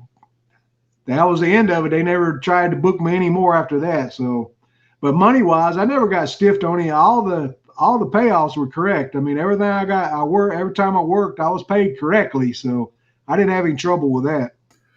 And the last time anyone saw you on a large scale was, of course, that gimmick battle royal at, I think it was WrestleMania 17, maybe. It might have been. I'm not sure myself. One of the fans will correct me if I'm wrong, but who called you about that, and how was that experience for you? Well, I was when it originally started, I was out of the country. I was on a USO independent tour, with I had one Samoans. I don't know which one. Samoans was there, and a couple other guys. Honky Tonk Man was on it with us, and we was on a USO little tour, hitting all the military bases all over the place, Hawaii and Guam, and We went to some little islands out there where they used to do the atomic explosions and junk like that, So we was all over the place on a Pacific tour. So when I got back, they when I called home, and my wife said Howard Finkel had called. So as soon as I got in from the tour, I called Howard Finkel, and they said, Howard, like, George, Vince wants to know if you would be interested in coming in for the gimmick battle royal at, whatever WrestleMania was, like you said, 17, I believe it was. But then I said, he says, he wants you to come in as Akeem. And I said, Howard, I've lost a lot of weight. I'm not, that Akeem outfit was measured at 400 pounds, and I'm weighing in about 320 right now. So it just like hangs on me like loose skin. So I can't beat Akeem, or we don't. And there's not enough time to have Akeem outfit made. So, and he said, well, let me talk to Vince and I'll get back to you, And so, like, I don't know, it might have been a day or two later, Howard Finkel calls me back and goes, George, Vince said it would be okay if you come in as one-man gang. That's fine. He wanted Akeem, but he'll let you come in as one-man gang. And I said, okay, if that's fine, I'll do that. And that's how that came about. And went in there, had a great time. We was treated with respect. It was all, I was taken care of. My family was taken care of. We was put up and, in a nice hotel. And, so it was all good. And, I guess I took a pretty decent bump over the top rope. And when I got back after the show, Jim Ross was there, and Jim was like, George, you look like you did pretty good out there. I said, yeah, I guess it was okay. It was short, but he goes, would you be interested in anything? And I said, well, yeah, why not? And then later on, I heard that they were in serious talks about bringing me in as their to win the hardcore title, but they disbanded it before, that came about. So, well, there were another shot at the WWF, right? So that's too bad. That would have been really cool. You also spent some time in WWC Puerto Rico, which may have been the last full-time territory you worked in. I always had pay issues when I wrestled there. I know they treated the stars differently, but how was your time there? I didn't have any trouble at all there. I mean, like, I know I say that about everything, but, honestly, I didn't have any trouble. Dutch Mantel, Dirty Dutch is the one that set it up and brought me in, and maybe he had something to do with making sure I was taken care of. But it was just I'd always heard horror stories about Puerto Rico, about the fans and whatever, and then of course the episode with Bruiser Brody from years before. So you always have a little hesitancy about it. But once I got in there, it was just like working anywhere else, basically. I mean, yeah, the fans were a little more rowdier. I mean, they didn't allow ringside seats, and the fans would bring batteries in and chunk them at you and things like that. But other than that, I mean, wrestling-wise, it was pretty much basically the same. And I was mainly most of the time programmed against Carlos or one of, or his kid, the one that eats the apple, went to eat the apple, whatever. Carlito, Caribbean. Yeah, worked against him, but mainly Carlos. So it was pretty easy for me, it was just a lot of blood in it. I know you had a big issue with Abdullah the Butcher, but I worked him over there, and, we had quite a few matches, a lot of blood, and I've been checked since then. So my blood's all clean. So I didn't catch any hepatitis or anything. Yeah. The issue with the difference with Abdullah and I is he actually cut me with a blade he had used on himself. So that makes it more dangerous than like if two people are bleeding from small cuts and it's flowing outwards, compared to if someone like does that and then sticks it right into you. But he may not have had it then either, because in 2012, we got his test and he had it for 10 years by 2012. So I don't know if you wrestled him before or after, but yeah, I'm glad you didn't have anything. Yeah, I guess I got lucky because every time him and I worked, you knew it was going to be a bloodbath for sure. I mean, I was basically on the way out to the ring. He was, using his thumb, hammering his forehead to get started. So by the time he got to the ring, he was already bleeding. So then not 5 minutes later, he had the fork out, pounding me in the head. So, 5 minutes later, I'm bleeding, and it was just a madhouse. And also, when he wrestled me, I was young in the business. So, obviously, he's not going to cut a veteran. No, I never allowed anybody to do that to me. I've heard of guys doing it. I think way back in the day, J.J. Dillon did a few guys on TV and stuff, but I wasn't taking any chances with anybody. I don't trust people that much. I do it myself because I know I know exactly how I got it set up and what to do, but I ain't trusting nobody with that. I mean, if you really think about what we were doing anyway, it was kind of insane anyway. We were kind of probably be put in the mental institute. I mean, there are people in the mental institute for doing that, right? So yeah. I remember you against Abdullah from that infamous Heroes of Wrestling pay-per-view. You were one of the few passable matches on that show because it ended up just being one of the craziest shows ever. Jake was drunk, I think. There was so much insanity there. What did you think about that event? Oh, yeah. That was, not knowing it at the time, but now, years later, that's another notch on my resume for being on one of the known as one of the worst pay-per-views ever in the history of professional wrestling. So, I got to appear on that. Yeah, him and I worked that one, and the guy, whoever was running the show, they had told him ahead of time, they might be a little blood, with him and Abdullah, which is natural. And then when we started bleeding, the guy went crazy. He's like, man, you said a little blood. It was bleeding all over the place and, whatever. And then what they wanted Abdullah to just drop the big bionic elbow thing, his Abdullah elbow, and beat me right in the middle. And he refused to do it. So, I always give props to Abdullah for that. I would have done it. I mean, it wasn't no big deal, but, I always gave him props for that. I'll tell you the real reason he probably said no. Do you know why? He can't get up. Once he goes down, he's not mobile, and he can't even walk anymore. But because the times that I wrestled him too, he'd rather always do a double DQ or a double count. Yeah, exactly. Because once he hits the ground, it takes him a lot of energy. He's got to roll to the ropes and pull himself up because his hip was shot, and he was so heavy. So he may not have said that just for you, just to let you know. Well, now I don't feel so good about it. The last guy I'll ask you about is the Undertaker. I heard you say in another interview that he would have been the one guy you really wanted to wrestle if you could have wrestled. That's about everybody, right? I mean, I would have loved to have some matches with him in my prime, when I was younger. But, I believe, if I would have stayed there just another month, maybe, because he came in at the Survivor Series and I left like 1 month before the Survivor Series. He came in right at that next Survivor Series, so 1990.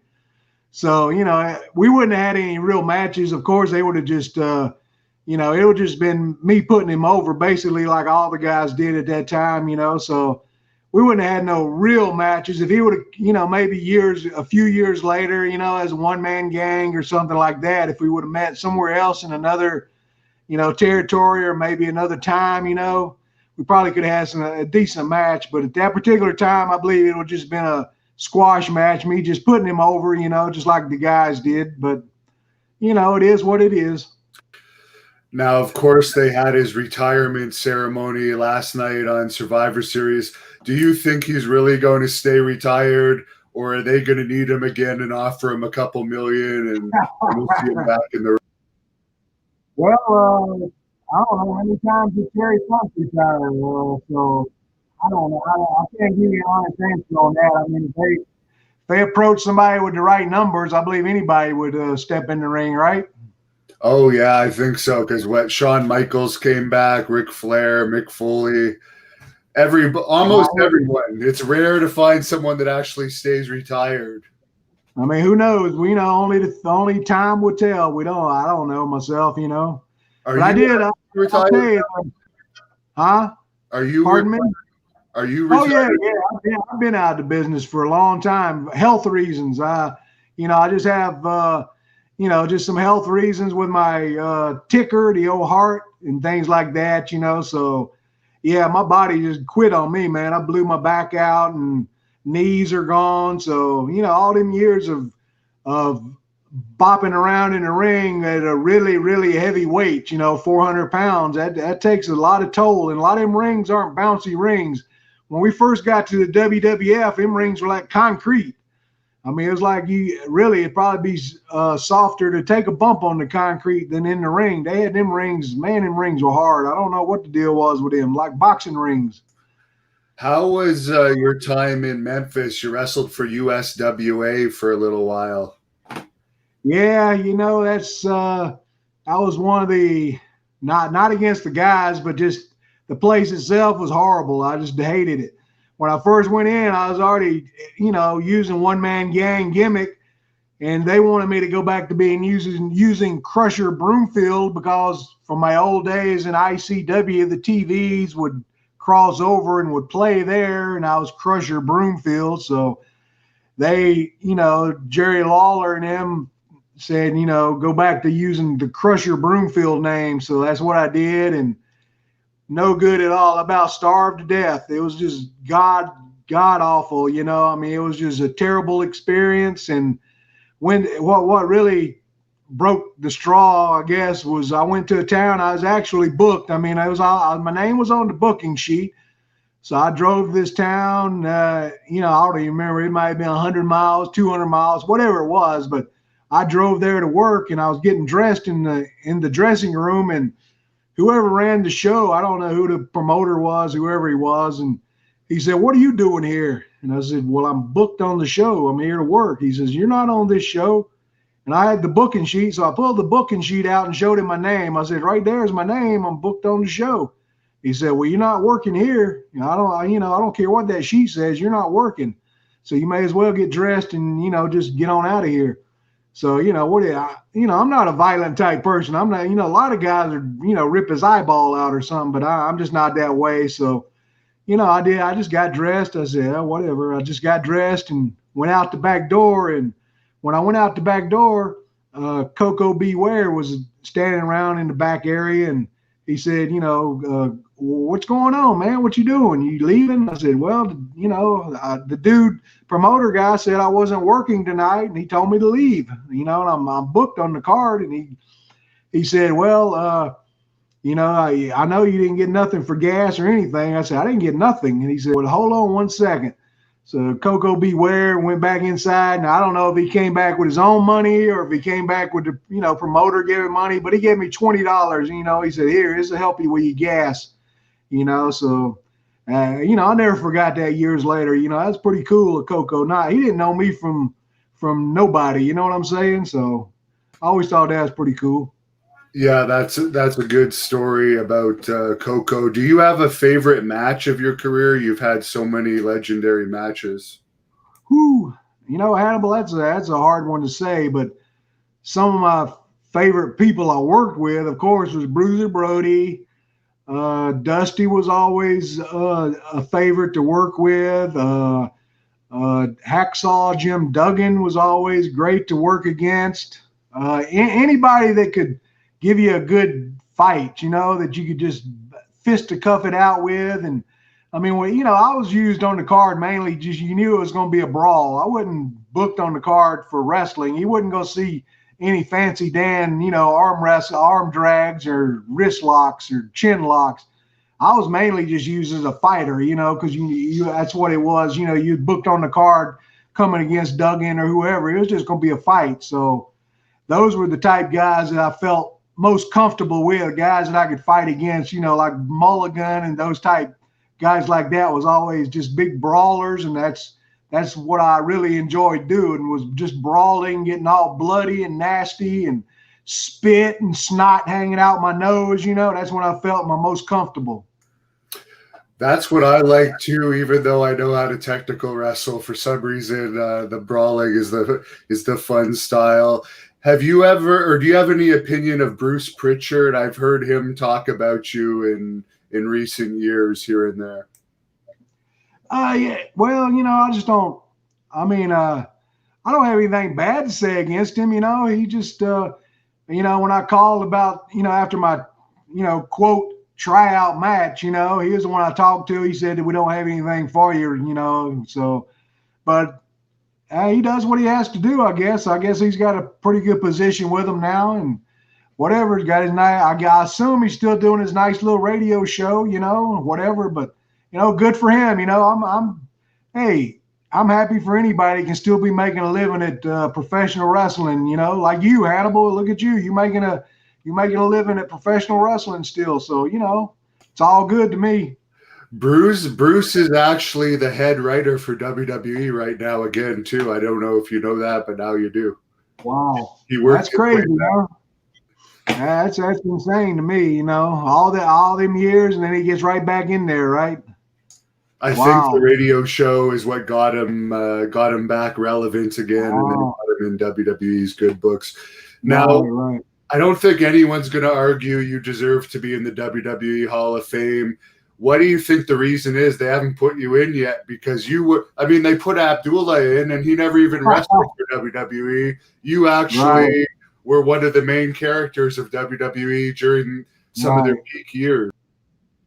Yeah, I don't know, Hannibal. That's a hard one to really give you an honest answer to. We know it's all kind of political behind the scenes and whatever, but it is what it is. If they call me up and say, would you want to, we'd like to give you a ring and give you a nice little payday, would you come in? Yeah, for sure. I would be there. I'm not going to turn it down, but, they, like Slick keeps telling me, they've had, since we left there, it's been 30 years. They've had 30 years they could have put us in a Hall of Fame, so if it happens, it happens. Like I say, I would still take it. I wouldn't turn it down, but, I don't believe it's going to happen. It's just all political thing, maybe he still holds a grudge because I walked out the company. I don't know. And as far as wrestling these days, it's not quite as popular as it used to be. WWE is still popular. They have all the old footage. They do interviews like this on their own network and stuff. But what do you think would have to happen in wrestling for there to be another boom period? Because you don't see the T-shirts anymore when you're out in the town. The kids aren't watching it as much. A lot of the adults watch MMA instead of wrestling. Is there anything that could be done in your opinion? I don't know, Hannibal. I think the good old days, like I said, I was lucky. I was really lucky to be during the era that I am, because I would never survive in today's wrestling world. Like I said, if you give me a script to say something, I'll just quit. And as memorize a whole match, I just quit. I just couldn't do it. Even my style wouldn't fit nowadays.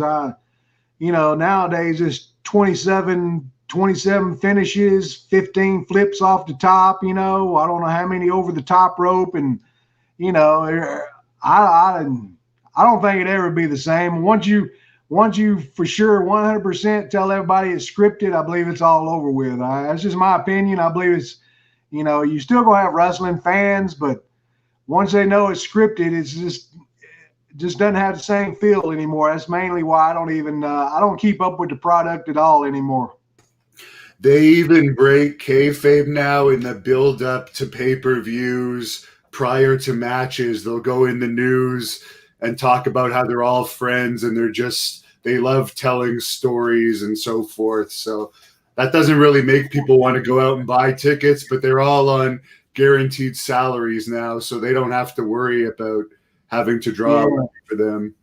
Exactly. I'm gonna tell you, Hannibal, back in Mid-South days, we wasn't even allowed the heels or bad guys, if you want to say that. We wasn't allowed to go in a restaurant if you had some baby faces or a good guy and the baby face, was in there. We wasn't allowed to go in there. Same with a club or a bar. We wasn't allowed to even go in the same places that they were allowed to go. And Bill used to say, if you get in a fight in a bar or anywhere else, if you get in a real altercation, you better win it. Because if you don't win it, you don't have a job anymore. So, that's just the way, back in our day, back in those days, that's what people bought tickets, because they believed it. No, you would never never somebody would say it was scripted or anything. I mean, that was unheard of. How did you end up in Louisiana? You just liked it there from your UWF days and decided to get a place there, or are you married to someone from there? Exactly. That's how I got here. My wife is from Louisiana. I'm from South Carolina, or really originally I am from Chicago, maybe not Halsted Street, but I was actually born in Chicago. I lived there until I was 5 years old, and went to Spartanburg, South Carolina. So that's why I always say Spartanburg. But yeah, it was just through that. You know, my wife's family was all here, and I didn't have any family to worry about anywhere. So, you know, I've been here ever since. So that's where, you know, that's how it happened. And is there anything you'd like to say to the fans? I really would like to thank you for giving us over 3 hours now and really going in depth. You got a lot of editing to do. Well, the fans are going to appreciate this because there's not a lot out there of you on the internet. So now at least we got a good amount. And I'm sure we could have you back again down the road even and cover more. But I really appreciate your time. There's probably more to cover, that's for sure. But you know, get your interview with Slick. I'm sure he's got all kinds of stuff. I mean, he probably knows a lot more than I do about things that went on in the WWF and other places. Let me give myself a little. Let me plug my shirt here, man. Yes. Take a look at my shirt. You can people there. Let me try to get it straightened a little bit. People can order my shirt right here. You can order one of these, a one-man gang T-shirt. Got the old school posters in the background and all that of some of my matches and stuff like that. So you can order that. You know, just send me a email at my email address. I'll take it on my email. OMG Akeem, all lowercase. OMG Akeem. OMG Akeem at gmail.com. So send me, if you want to buy one, send me an email. Tell me your size, blah, blah, blah, blah. You know how the routine works. $20. So we'll do that. There you go. Good deal. I put it right up on the screen for those people that want to reach out. I'm sure you'll do the 8x10s if they want one. Oh yeah. I got 8x10s. If you want a nice autograph, you get that.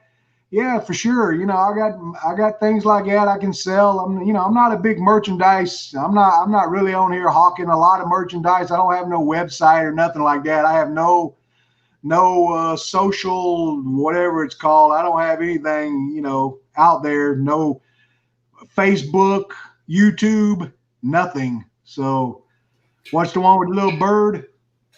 Well, there's going to be a lot of you on YouTube now because I'm probably going to put up like 5 clips of this before the full interview. So when people search your names, they're all going to pop up. So I appreciate it. I appreciate it. You know, as I call you Hannibal, I don't even use, you know, I always like to shoot names. I don't want to use a shoot name. I like working names. Hannibal. I like that. Hannibal. I actually prefer to be called Hannibal, actually. Are you, now let me get this right. Are you known as the Death Dealer or something like that? Yeah. Is that it? Yeah. I get it right? Hannibal the Death Dealer. Billy Graham gave me that name. That is a vicious name. Well, we would have actually had good matches together, I think. You think so? You like the brawling and a little stiff work too? Yes. Oh yeah. We would have been fit right together. You know, it'd been like Legos pieces putting together. We'd been perfect. So you know, hey, I appreciate you having me on your YouTube channel. And how's the TV show going? Oh, it's going great. We got over 100. Oh, the TV show, we had the first show last week, and it had very good feedback. So it's only going to get better. Is the TV show called Hannibal TV also? It's called The Hannibal TV Show. The Hannibal TV Show? Good. Is it a like a event like this, a recorded event, or is it? For now, it's me and 3 guests. But once COVID ends, it comes from Toronto, and they're on full lockdown there. Once that ends, it will be in the studio there. I will have access in the studio there. Congratulations, man. I hope it leads to bigger things for you. Thank you. I also have a wrestling company here called Great North Wrestling, but we're not allowed to run events right now anyways, but we do pretty well here with our wrestling company. Good deal, man. You're into all kind of stuff, man. You got a wrestling company, you got YouTube, Hannibal TV, you got another Hannibal TV, you got all kind of stuff going on, man. You a entrepreneur. Exactly. You got to make money in this world. To close this interview off, I was wondering, could you give us a little one-man gang promo with the Moose Call to end this interview? Because I'm sure the fans. One-man gang. Who you want me to promo on? You want me to promo on you? Me, yeah. Okay, I'm gonna promo on Hannibal. Hannibal the Death Dealer, the one-man gang is coming for you, and you have nothing you can do because you're a punk, and I'm the punk slapper, and I'm gonna slap your face, Hannibal.